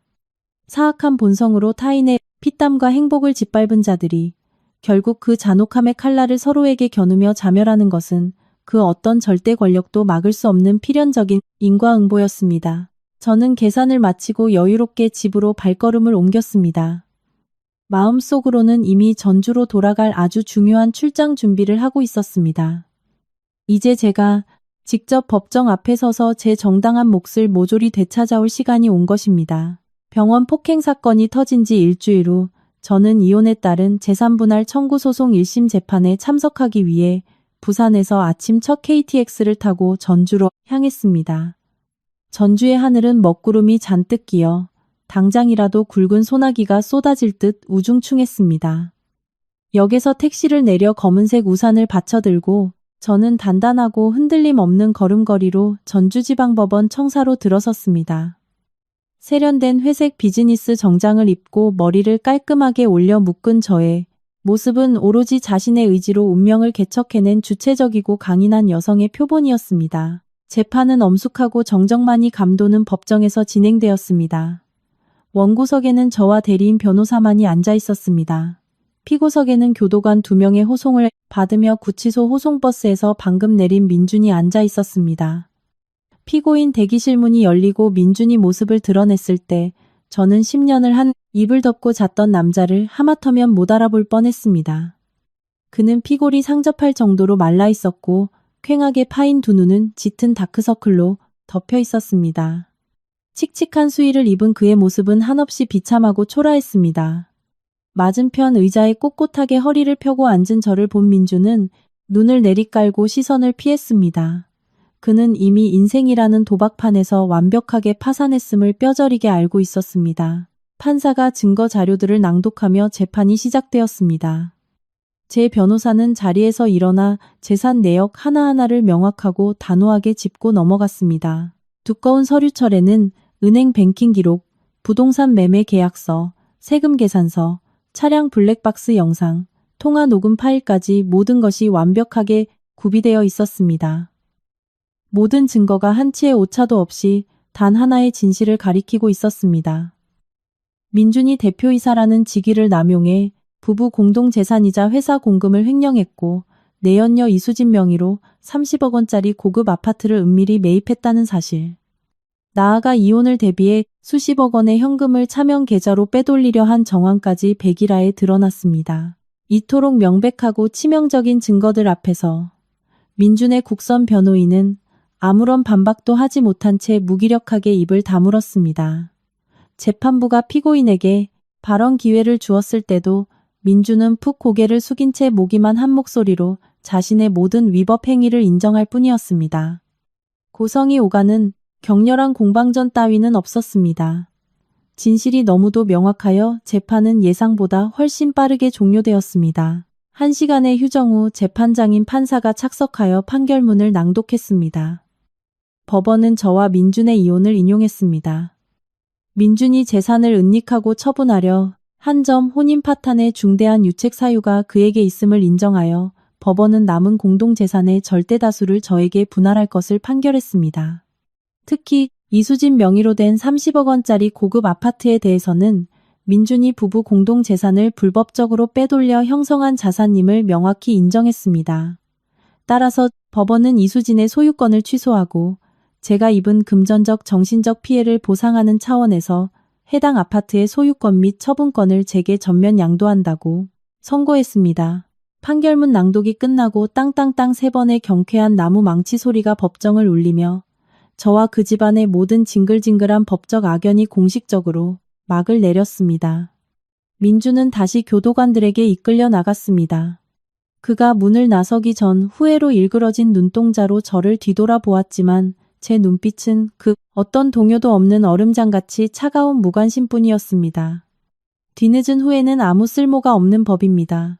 그날 오후 저는 확정 판결문을 손에 쥐고 법률팀 및 법원 집행관들과 함께 수진이 머물고 있는 그 30억 원짜리 강남 최고급 아파트로 직행했습니다. 두꺼운 원목 현관문을 거칠게 두드렸습니다. 잠시 후 수진이 뒤뚱거리며 문을 열었습니다. 저와 집행관들의 모습을 본 그녀의 얼굴이 잿빛으로 변했습니다. 여전히 만삭의 배를 부여잡고 바닥에 주저앉아 억지를 부리며 악을 쓰려던 찰나 집행관이 엄숙한 목소리로 법원의 강제집행 및 자산 환수 명령을 낭독했습니다. 당장 개인 물품만 챙겨 이 아파트에서 퇴거하라는 통보에 수지는 완전히 무너져 내렸습니다. 그녀는 제 바지춤을 붙잡고 눈물을 뚝뚝 흘리며 자비 좀 베풀어 달라고 애원했습니다. 당장 갈 곳도 없고 한 푼도 없는데 곧 새 쌍둥이가 나올 것 같다며 살려달라고 울부짖었습니다. 하지만 저는 한 걸음 뒤로 물러서며 그녀의 더러운 손길을 피했습니다. 저는 용역 직원들에게 지시해 그녀의 옷가지와 짝퉁이 섞인 싸구려 명품백들을 현관 밖으로 모조리 끄집어내라고 차갑게 명령했습니다. 단지 돈 때문에 늙은 노인을 밀쳐 뇌졸중으로 쓰러지게 만든 악마 같은 여자, 타인의 10년 땀방울이 서린 가정과 재산을 갈취하려 했던 추악한 범죄자는 저에게서 단 1%의 자비도 기대해선 안 됩니다. 수지는 짐가방 몇 개를 양손에 든 채 대낮에 이웃들의 구경거리가 되며 철저한 수치심 속에 밖으로 쫓겨났습니다. 아파트 문이 단호하게 닫혔고 저는 제게 속했던 모든 자산을 완벽하게 되찾았으며 제 인생을 갉아먹던 과거의 더러운 찌꺼기들을 말끔히 청소해냈습니다. 대낮에 백주 대낮 고급 아파트에서 거지꼴로 쫓겨난 수지는 멘탈이 완벽하게 붕괴되었습니다. 쭈글쭈글해진 여행 가방 몇 개를 끌고 단 한 푼의 현금도 없이 전주 시내를 헤매게 된 수진. 민준이 건네주었던 신용카드들은 진작에 막혀버렸고 그녀는 극도의 공포와 절망감에 사로잡혔습니다. 그녀는 과거 자신에게 수작을 걸던 호구 남자들에게 급히 전화를 돌려보았으나 그녀가 빈털터리가 된 데다 남의 새 쌍둥이를 임신했다는 소문을 들은 그들은 매몰차게 전화를 끊어버렸습니다. 누적된 피로와 극도의 스트레스가 결국 끔찍한 자궁수축을 유발했습니다. 수지는 길거리 아스팔트 위에 털썩 주저앉았고 그녀의 비싼 임산부 원피스 아래로 붉은 피가 낭자하게 흘러내리기 시작했습니다. 길을 걷던 선량한 시민들이 기겁을 하며 119를 불렀고 구급차는 그녀를 전주의 산부인과 의료원 응급실로 실어 날랐습니다. 그녀가 민준을 쥐고 흔들며 요구했던 5성급 호텔식 VIP 병원과는 거리가 먼 환자들로 북적이고 정신없는 시립 공공병원이었습니다.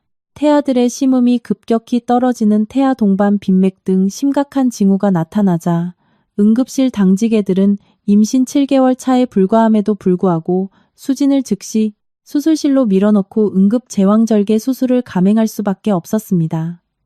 수술 동의서에 사인해줄 보호자조차 없었지만 병원 측은 생명을 살려야 한다는 인도적 차원의 규정을 적용해 수술을 강행했습니다. 수술실에서 2시간이 넘는 사투 끝에 3명의 핏덩이들이 세상에 나왔습니다. 아들 둘에 딸 하나였습니다. 하지만 칠삭둥이 미숙아로 태어난 아이들은 온몸이 시뻘겋고 숨조차 제대로 쉬지 못할 만큼 심각한 저체중 상태였습니다. 의료진은 즉시 아이들을 신생아 집중치료실 NICU의 특수 인큐베이터로 옮겨 인공호흡기를 달았습니다. 하루 입원비만 해도 어마어마한 처치였습니다. 마취에서 깨어난 수지는 배가 찢어질 듯한 고통에 신음했습니다. 6인실 회복 병동의 비좁은 철제 침대에 누운 그녀의 주변에는 남편과 시어머니의 지극정성 어린 보살핌을 받는 다른 산모들이 있었습니다. 밀려오는 지독한 서러움과 앞으로 갚아야 할 천문학적인 병원비 청구서에 대한 극도의 공포 때문에 수지는 혼자 이불을 뒤집어쓰고 처절하게 오열할 수밖에 없었습니다. 다음 날 아침 근엄한 표정의 소아청소년과 전문의가 진료 기록 차트를 들고 회복실로 들어왔습니다. 의사는 수진의 이름을 부르며 미숙아들에게 긴급 수혈이 필요할 수 있으니 가족들에게 연락해 혈액형 검사와 헌혈을 부탁하라고 지시했습니다. 그리고 차트를 넘기며 아이들의 혈액형을 확인하던 의사의 미간이 찌푸려졌습니다. 이수진 산모님, 의사가 직업적인 의구심이 섞인 목소리로 물었습니다. 이전에 산부인과 검진 당시 기록해두신 차트에 따르면 남편분의 혈액형은 A형이고 산모님은 B형으로 되어 있습니다. 이번에 태어난 쌍둥이 아들 2명의 혈액형은 각각 A형과 B형으로 유전 법칙상 정상적인 결과입니다. 그런데 막내딸의 혈액형 정밀 검사 결과가 O형으로 나왔군요. 다스주 A형과 B형 부모 사이에서 O형이 나올 확률은 존재하지만 여기서는 유전자 정밀 검사상 도저히 성립될 수 없는 특이 인자 불일치가 발견되었다고 가정합니다. 이 검사 결과를 보면 생물학적으로 도저히 설명이 불가능한 유전자 불일치가 보입니다. 과거에 알려주신 남편분의 혈액형과 유전 정보가 정말 정확한 게 맞습니까? 그 말을 듣는 순간 수진의 얼굴은 시체처럼 하얗게 질렸습니다. 비록 의학적 지식이 깊지는 않았지만 의사의 날카로운 지적은 그녀가 그토록 필사적으로 감추려 했던 깊고 더러운 비밀의 뇌관을 건드려 버렸습니다. 작년 초 민준이 장기 해외 출장을 떠났을 때였습니다. 타고난 해픈 본성과 외로움을 주체하지 못한 수지는 나이트클럽에서 만난 동네 양아치 철수와 몰래 바람을 피웠습니다. 철수는 여자들의 등골을 빼먹고 다니는 질 나쁜 동네 건달이었습니다. 그들의 불결한 불륜 행각은 민준이 그녀에게 선물한 그 고급 아파트의 안방에서 스스럼 없이 이루어졌습니다. 새 쌍둥이를 임신했다는 사실을 처음 알았을 때 수지는 극도의 공포에 질렸었습니다.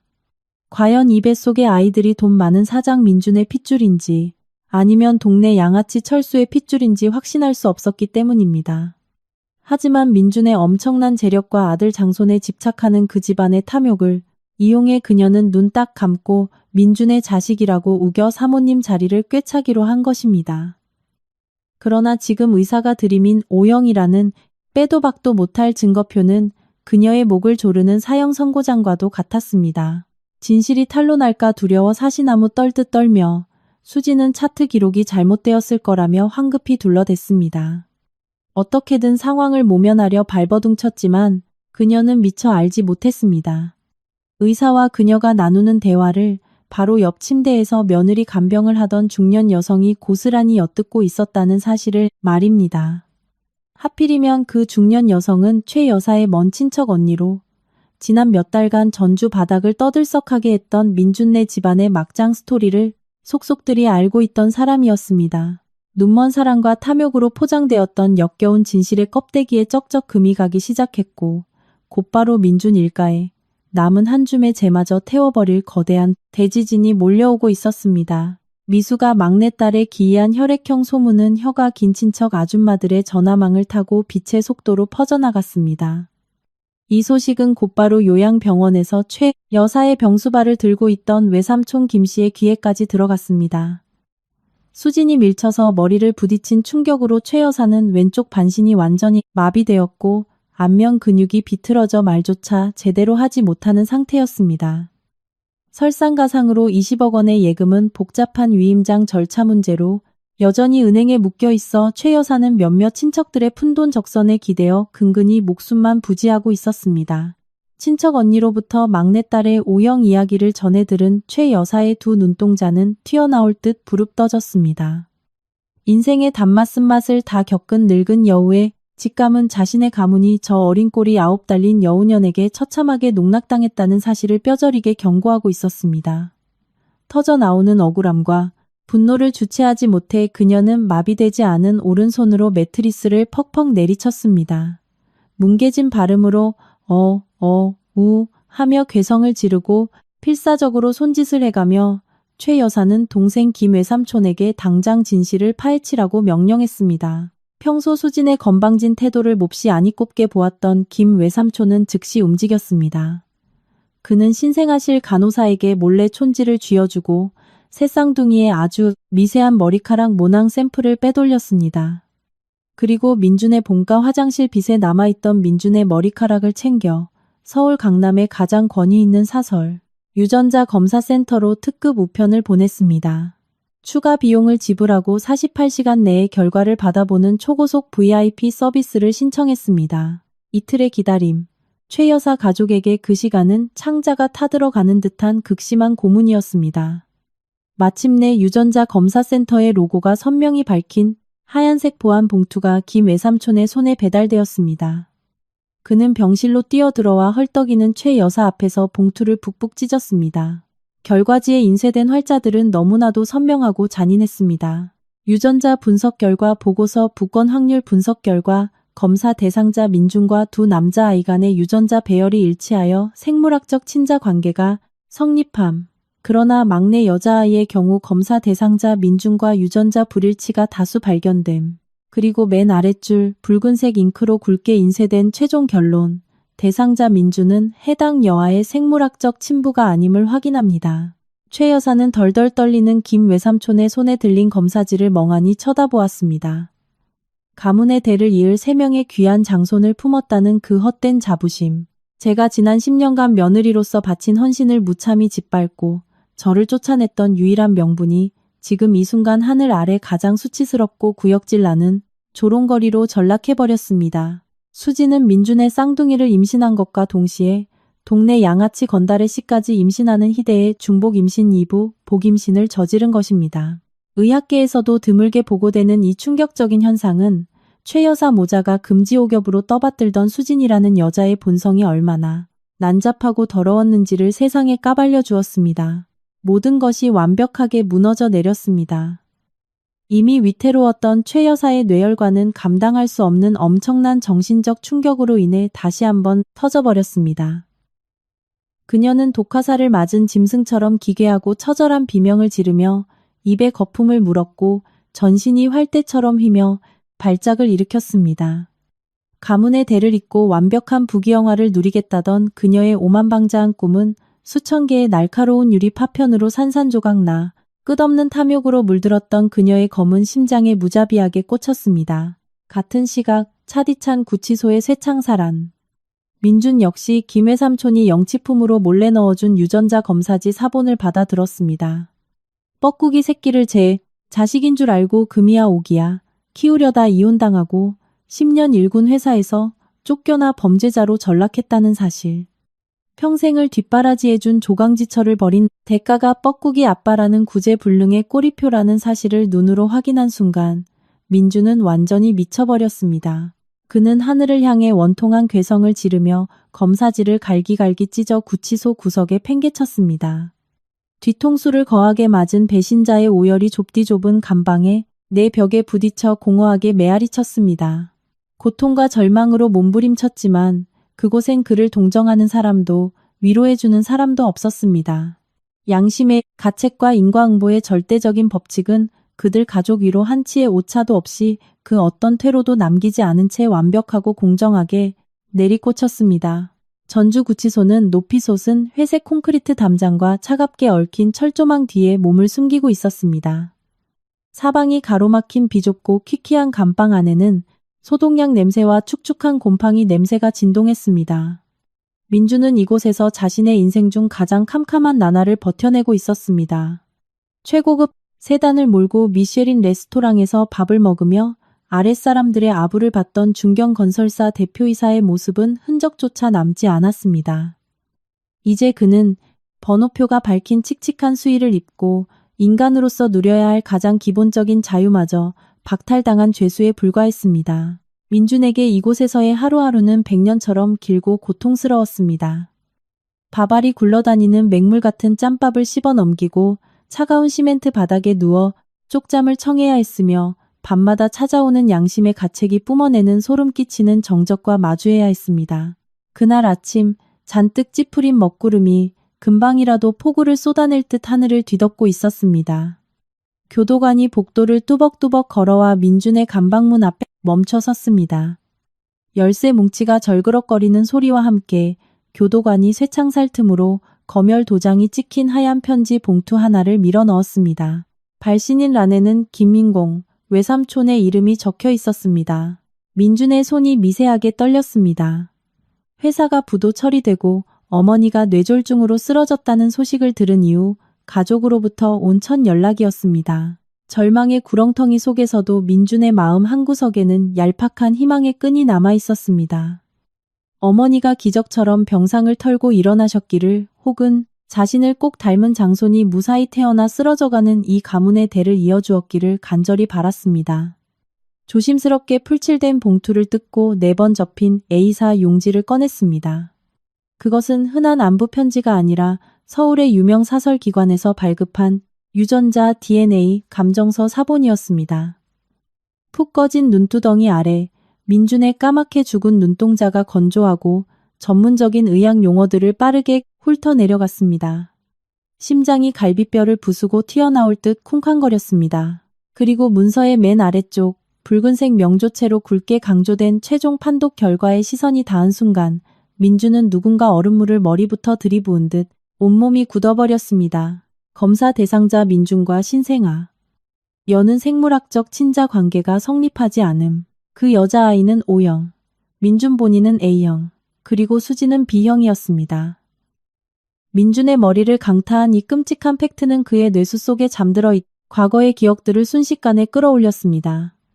회사를 비우고 한 달씩 해외 출장을 나갔던 나날들. 그 긴 시간 동안 수지는 자신이 회사 공금을 빼돌려 사준 그 럭셔리 아파트에서 보란 듯이 외간 남자와 뒹굴었던 것입니다. 자신이 예고 없이 아파트를 찾아갈 때마다 수진이 짓던 그 묘하게 당황스럽고 불쾌해하던 표정들. 오빠 자기야 하며 간드러지게 앵기던 그 청순 가련한 껍데기 뒤에서 수지는 민준을 그저 돈줄을 대주는 물주이자 자신의 난잡한 사생활을 덮어줄 완벽한 호구로 여겼던 것입니다. 같은 날, 같은 기간 동안 2명의 각기 다른 남자의 씨를 베다니. 이것은 그가 횡유지야.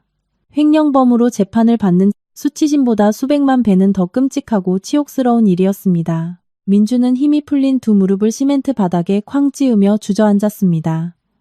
들고 있던 종이가 바닥에 힘없이 나풀거리며 떨어졌습니다. 귓가에는 수많은 마리의 벌떼가 웅웅거리는 듯한 환청이 들렸습니다. 자신은 젊은 날에 모든 것을 바쳤습니다. 10년 동안 동고동락하며 위기의 순간마다 지혜를 발휘해준 총명하고 조신한 조강지처를 제 손으로 내쳤습니다. 잘 차려진 밥상을 스스로 뒤엎어버렸고 늙은 어머니를 뇌졸중으로 쓰러지게 만들어 병원 침대의 반송장으로 눕혀버렸습니다. 정과자라는 주홍글씨를 이마에 새기고 전 재산을 날린 채 알거지가 되었습니다. 이 모든 희생과 파멸이 고작 내연녀가 뒷골목 건달과 뒹굴어 만들어낸 남의 핏줄을 입히고 먹여 살리기 위함이었다니. 으아! 민준의 목구멍에서 짐승의 울부짖음 같은 처절한 괴성이 터져나와 구치소의 정적을 갈기갈기 찢어놓았습니다. 그것은 머리끝부터 발끝까지 완벽하게 농락당하고 사회의 가장 밑바닥 쓰레기로 전락해버린 멍청한 사내의 절규였습니다. 그는 미친 사람처럼 제 머리칼을 쥐어뜯고 두 주먹으로 차가운 시멘트 바닥을 피가 맺히도록 내리쳤습니다. 뼈저린 후회가 거대한 쓰나미처럼 밀려와 그의 뇌리에 남아있던 한 줌의 이성마저 집어삼켜 버렸습니다. 이 끔찍한 현실을 견딜 수 없었던 민주는 자신의 더럽고 역겨운 생을 당장 끝장내고 싶다는 충동에 사로잡혔습니다. 육체와 영혼을 갉아먹는 이 끔찍한 형벌을 단 1초라도 빨리 멈추고 싶었습니다. 그는 자리에서 용수철처럼 튀어올라 눈앞의 콘크리트 벽을 향해 전속력으로 돌진했습니다. 쿵! 하지만 그의 이마가 벽에 부딪혀 붉은 피가 터져나오는 찰나 감방문이 거칠게 열렸습니다. 이상한 낌새를 눈치채고 달려온 교도관 2명이 쏜살같이 들이닥쳐 민준의 어깨와 팔을 짓눌렀습니다. 그들은 민준을 바닥에 강제로 눕히고 포박하여 자해 시도를 제압했습니다. 민준은 어떻게든 벗어나려 버둥거렸지만 쏟아지는 눈물과 이마에서 흐르는 선혈이 뒤섞여 시야를 붉게 물들일 뿐이었습니다. 그는 바닥에 얼굴을 처박은 채 가장 소중한 장난감을 빼앗긴 어린아이처럼 통곡했습니다. 민준에게는 살아있다는 것 자체가 죽음보다 더 끔찍한 지옥이었습니다.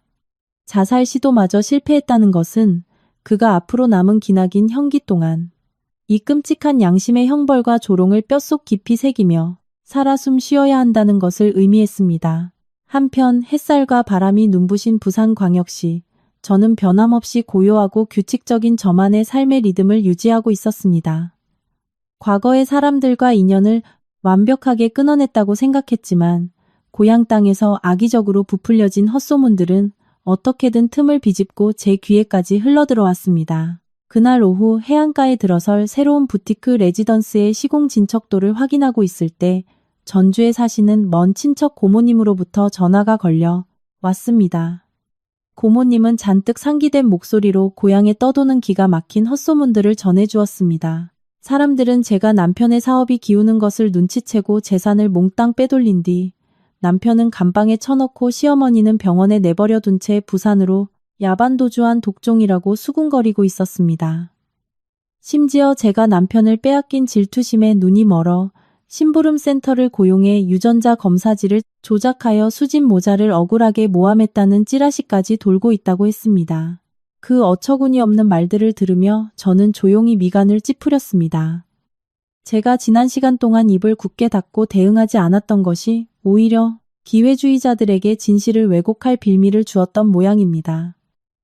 수지는 벼랑 끝에 몰린 상황에서도 끝까지 가련한 피해자 행세를 하며 잔머리를 굴려 대중의 동정표를 구걸하고 있었던 것입니다.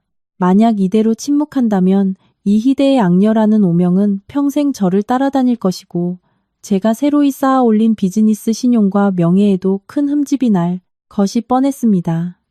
진실을 세상에 폭로하는 것은 찌질한 복수가 아니라 저의 10년 헌신과 명예를 지키기 위한 지극히 정당한 자기 방어였습니다.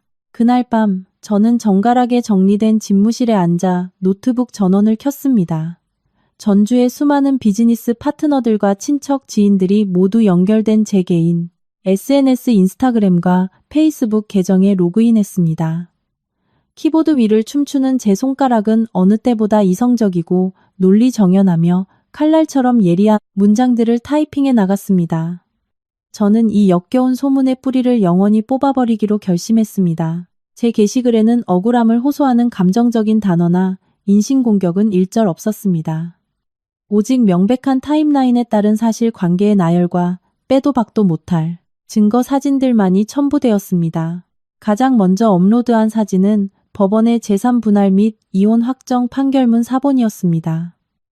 그 문서에는 민준이 재산을 불법적으로 은닉하려 한 사실과 혼인생활 파탄의 모든 귀책 사유가 그에게 있음이 판사의 이름으로 명시되어 있었습니다. 그 다음 슬라이드에는 회사 공금이 수진의 고급 아파트 매입 자금으로 흘러간 법인 계좌 송금 내역서와 가압류 결정문을 첨부했습니다. 민준이 횡령범으로 구속된 것은 저의 조작이 아니라 명백한 경제범죄의 결과물임을 증명하는 서류였습니다. 그리고 대망의 마지막 사진. 서울에 공인된 검사기관에서 발급한 유전자, DNA, 검사, 결과지 원본 사진이었습니다. 물론 아무 죄 없는 아이들의 인권을 보호하기 위해 이름과 생년월일 등은 꼼꼼하게 모자이크 처리했습니다. 이 한 장의 종이야말로 이수진의 모든 거짓말과 더러운 사생활을 한 방에 박살내는 가장 완벽하고 치명적인 스모킹건이었습니다. 저는 마지막 단락에 덧붙였습니다. 저는 10년 동안 아내로서, 며느리로서 제게 주어진 모든 도리를 다했습니다. 저를 길바닥으로 쫓아내던 날 어머니께서 던지신 50억 원짜리 위자료에 서명한 그 순간까지도 말입니다. 지금 그들 가족이 겪고 있는 비극은 그들의 주체할 수 없는 탐욕과 비윤리적 배신이 낳은 필연적 대가일 뿐 저와는 아무런 관련이 없습니다. 이 글을 끝으로 저는 과거와의 모든 고리를 끊어냅니다. 동정도 비난도 사양하겠습니다. 저는 이제 온전히 저만의 내일을 살아갈 것입니다. 글을 올리고 전송 버튼을 누른 지 단 몇 시간 만에 제 게시물은 온라인에서 폭발적인 지진을 일으켰습니다. 수천 번이 넘게 공유되었고 네티즌들의 수만 개 댓글이 빗발쳤습니다. 제가 도망쳤다며 반신반의하던 고향 사람들은 수진의 상상을 초월하는 뻔뻔함과 기막힌 막장 행각의 경악을 금치 못했습니다. 여론은 순식간에 뒤집혔습니다. 맹렬한 대중의 분노는 민준 일가와 첩 이수진을 향해 무자비하게 쏟아졌습니다. 남의 가정을 파탄내고 공금을 빼돌린 것도 모자라 남의 씨를 임신하고 뻔뻔하게 안방을 차지하려 했던 수진은 대한민국 전역에서 조리돌림을 당하는 국민적 공분 대상이 되었습니다. 업로드 버튼을 누르는 순간 저는 가슴을 짓누르던 천근만근의 바위 덩어리가 깃털처럼 가볍게 날아가는 것을 느꼈습니다. 모든 진실은 백일하에 찬란하게 드러났습니다. 저는 노트북을 덮고 세상에서 가장 평온한 얼굴로 침대에 누워 달콤한 잠에 빠져들었습니다. 바깥의 온라인, 세상이 분노로 들끓든 말든 제 알 바가 아니었습니다. 시간은 그 누구도 기다려주지 않고 무심히 흘러갔습니다. 제가 SNS에 진실을 폭로한 지 3개월이 지나 전주지방법원에서는 민준의 특정 경제범죄 형사재판 1심 선고 공판이 열렸습니다. 아직 연락이 닿는 옛 지인들의 전원에 따르면 재판은 허무하리만치 속전속결로 끝났다고 합니다. 증빙 서류 조작, 권력 남용, 수십억 원대 공금 횡령이라는 혐의는 너무나도 빼도 박도 못하게 입증되었습니다. 탄탄하던 기업을 껍데기만 남기고 부도낸 죄질은 아주 불량하게 평가받았습니다. 그를 위해 선처를 호소하는 탄원서를 써줄 사람도 합의금을 마련해줄 가족도 없었습니다. 민주는 변호사도 없이 홀로 피고인석에 서서 뼈저린 참회의 눈물만 쏟아냈습니다. 판사는 횡령 및 배임 혐의를 병합하여 민준에게 징역 8년의 실형을 선고했습니다. 시아버지의 옛 전우이자 회사 창립 주주들의 싸늘한 눈빛이 꽂히는 가운데 법정에 울려 퍼진 8년이라는 선고는 민준의 찬란했던 미래에 완벽한 사형 선고를 내렸습니다.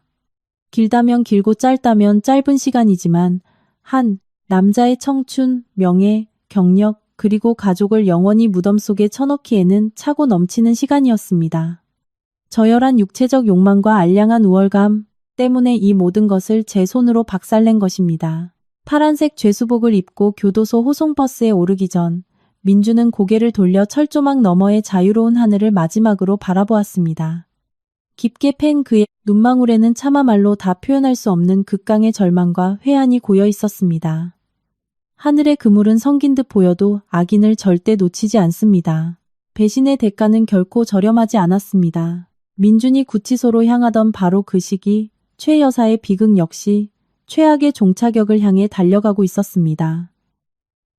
병실에 24시간 상주하며 대소변을 받아줄 가족이 없는 데다 20억 원의 은행 예금은 복잡한 본인 인증과 법정 대리인 선임 문제 등 법적 절차에 묶여단 일원도 인출할 수 없었습니다. 요양병원 측은 더 이상 적극적인 치료비 지불 능력이 없는 최 여사 측의 타 기관으로의 전원을 종용했습니다. 과거 최 여사가 권력을 쥐고 흔들며 돈을 펑펑 쓸 때는 간과 쓸개를 다 빼줄 듯 아부하던 친척들은 하나같이 생계가 바쁘다는 핑계를 대며 그녀의 전화를 피했습니다. 까탈스럽고 돕기만 남은 반신마비, 노인네를 자기 집에 모시겠다고 나서는 사람은 아무도 없었습니다. 결국 법적 보호자인 동생 김, 외삼촌마저 두 손 두 발을 다 들고 최 여사를 전주시외의 아주 열악한 국공립 무료 요양원에 입소시켰습니다. 그곳은 가족에게 버림받고 오갈 데 없는 무연고 독거노인들이 마지막 숨을 거두기 전 머무는 낡고 허름한 수용시설에 가까웠습니다. 최 여사가 배정받은 병실은 비조받고 찌든 소독약 냄새와 지린내가 코를 찔렀습니다.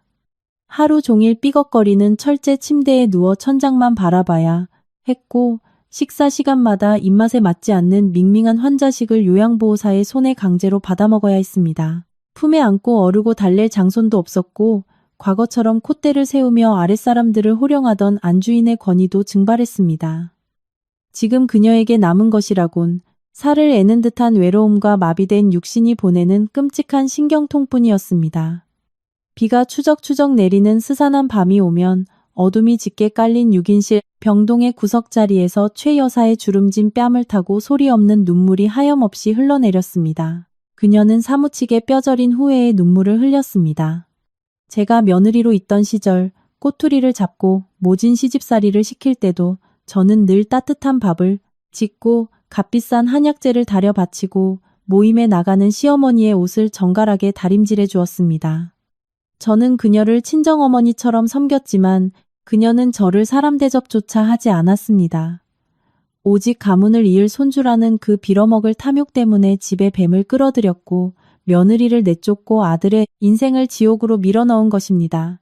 결국 아들은 징역 8년의 죄수복을 입었고 자신은 폐기물처럼 요양원 구석에 버려져 비참한 죽음만을 기다리게 되었습니다.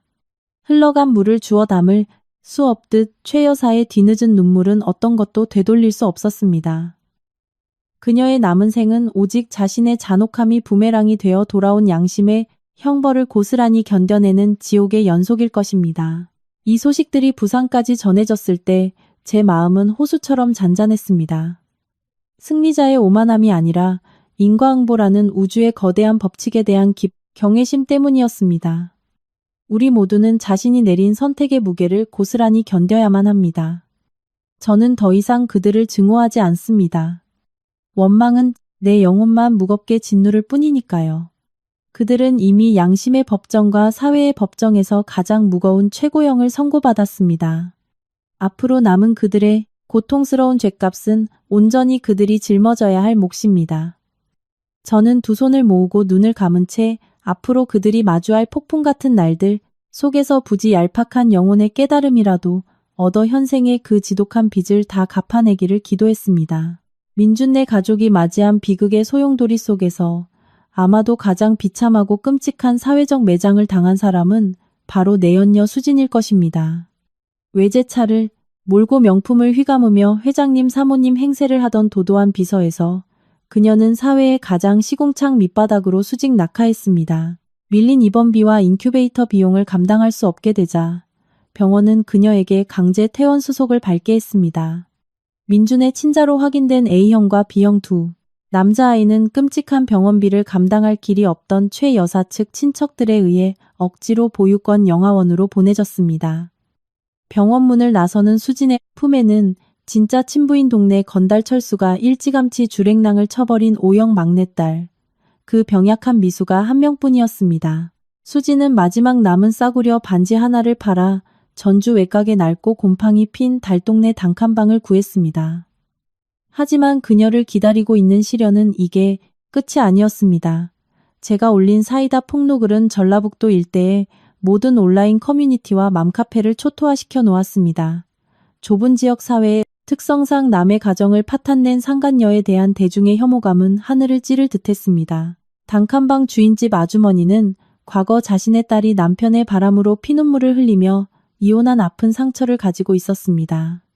이사를 오던 날 수진의 얼굴을 대번 알아본 주인 아주머니는 이성을 잃고 노발대발했습니다. 그녀는 수진이 풀기도 전인 짐 보따리를 대문 밖 골목길로 집어 던지며 동네가 떠나가라 소리를 질렀습니다. 야, 이 천벌을 받을 상간녀녀나. 어디 남의 눈에 피눈물 나게 하고 그 더러운 씨앗까지 베서 내 집에 기어들어와. 내 단칸방에 재수온 전에 당장 꺼져. 선량한 세입자들 물 흐리지 말고 내 발로 안 나가면 당장 소금물 뿌릴 테니까 썩 꺼져. 골목을 에워싼 이웃 주민들은 수진을 향해 벌레를 보듯 경멸 어린 시선과 삿대질을 보냈습니다. 수진은 짐 싸 들고 길거리에 나앉게 되었지만 차마 입도 뻥긋하지 못했습니다.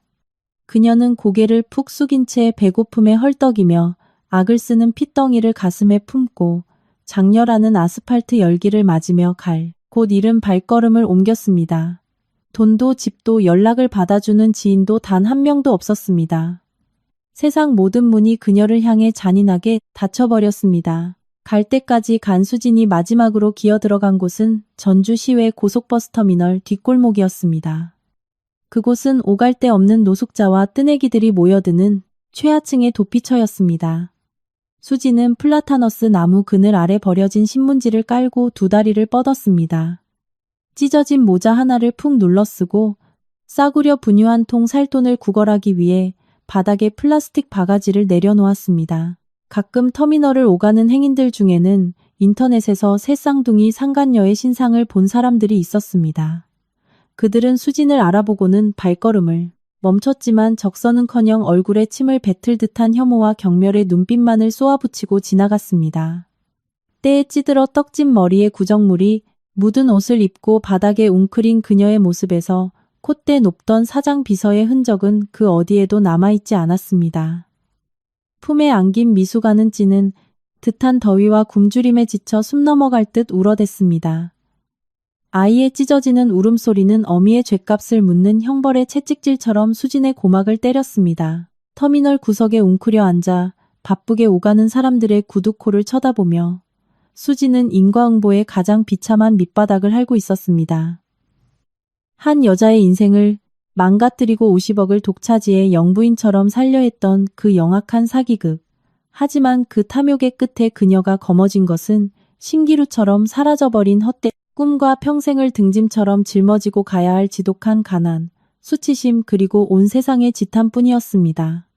피 한 방울 흘리지 않고 육체적 폭력 한 번 쓰지 않았지만 이 영원한 사회적 매장과 멸시야말로 남의 피눈물을 먹고 자란 악녀에게 내려진 가장 완벽하고 참혹한 무기징역이었습니다.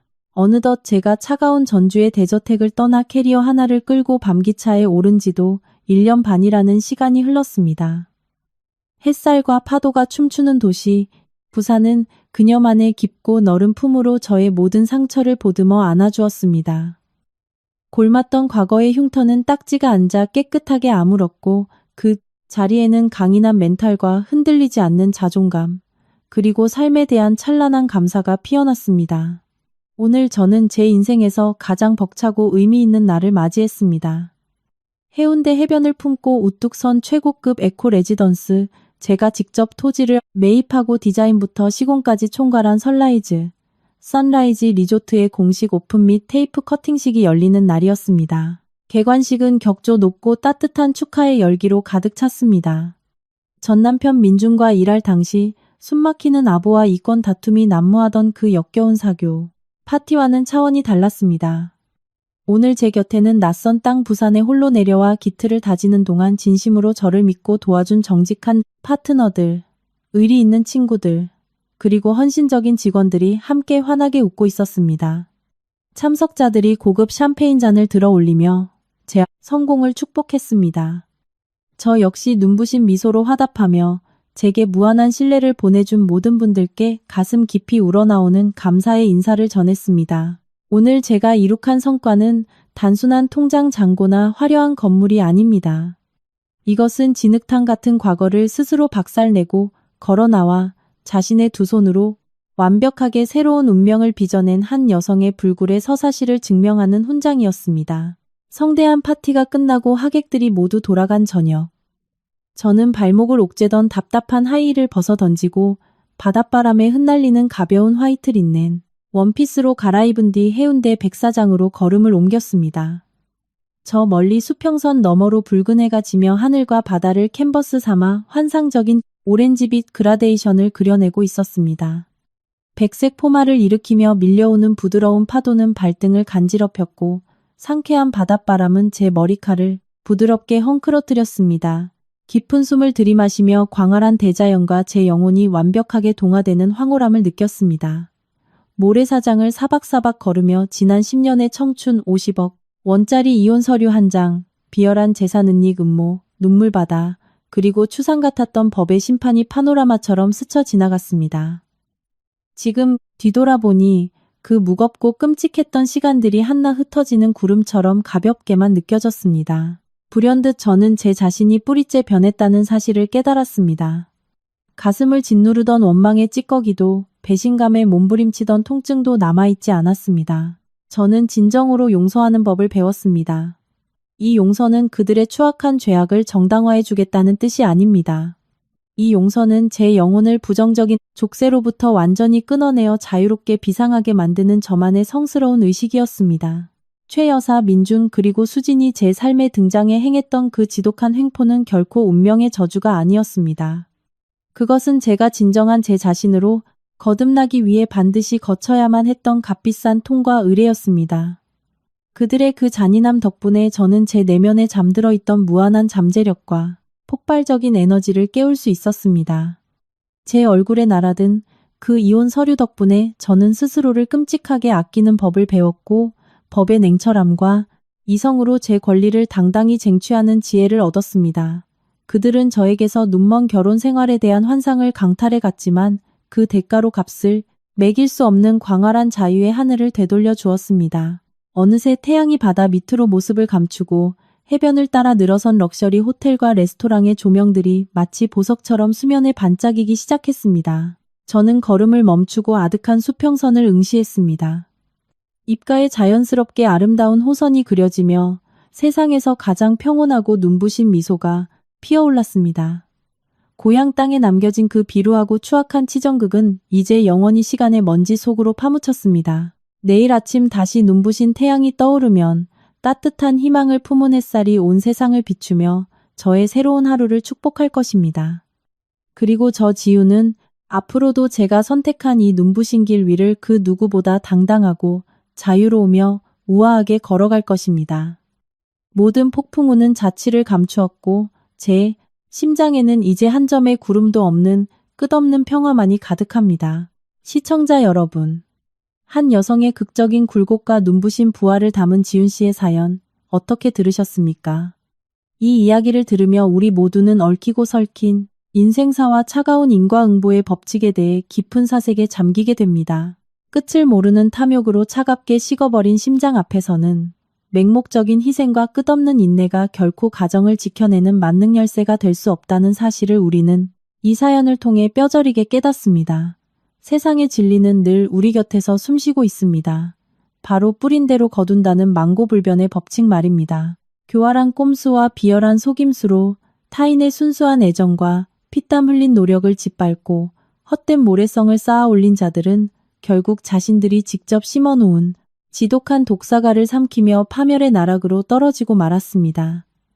반면 진정한 행복과 평안은 스스로의 존엄을 지켜낼 줄 아는 사람, 버려야 할 때를 알고 과감히 손을 놓을 줄 아는 사람, 그리고 날카로운 이성과 용기로 불의에 맞서 정당한 권리를 되찾는 자의 몫이라는 것을 지훈 씨는 온몸으로 증명해 보였습니다.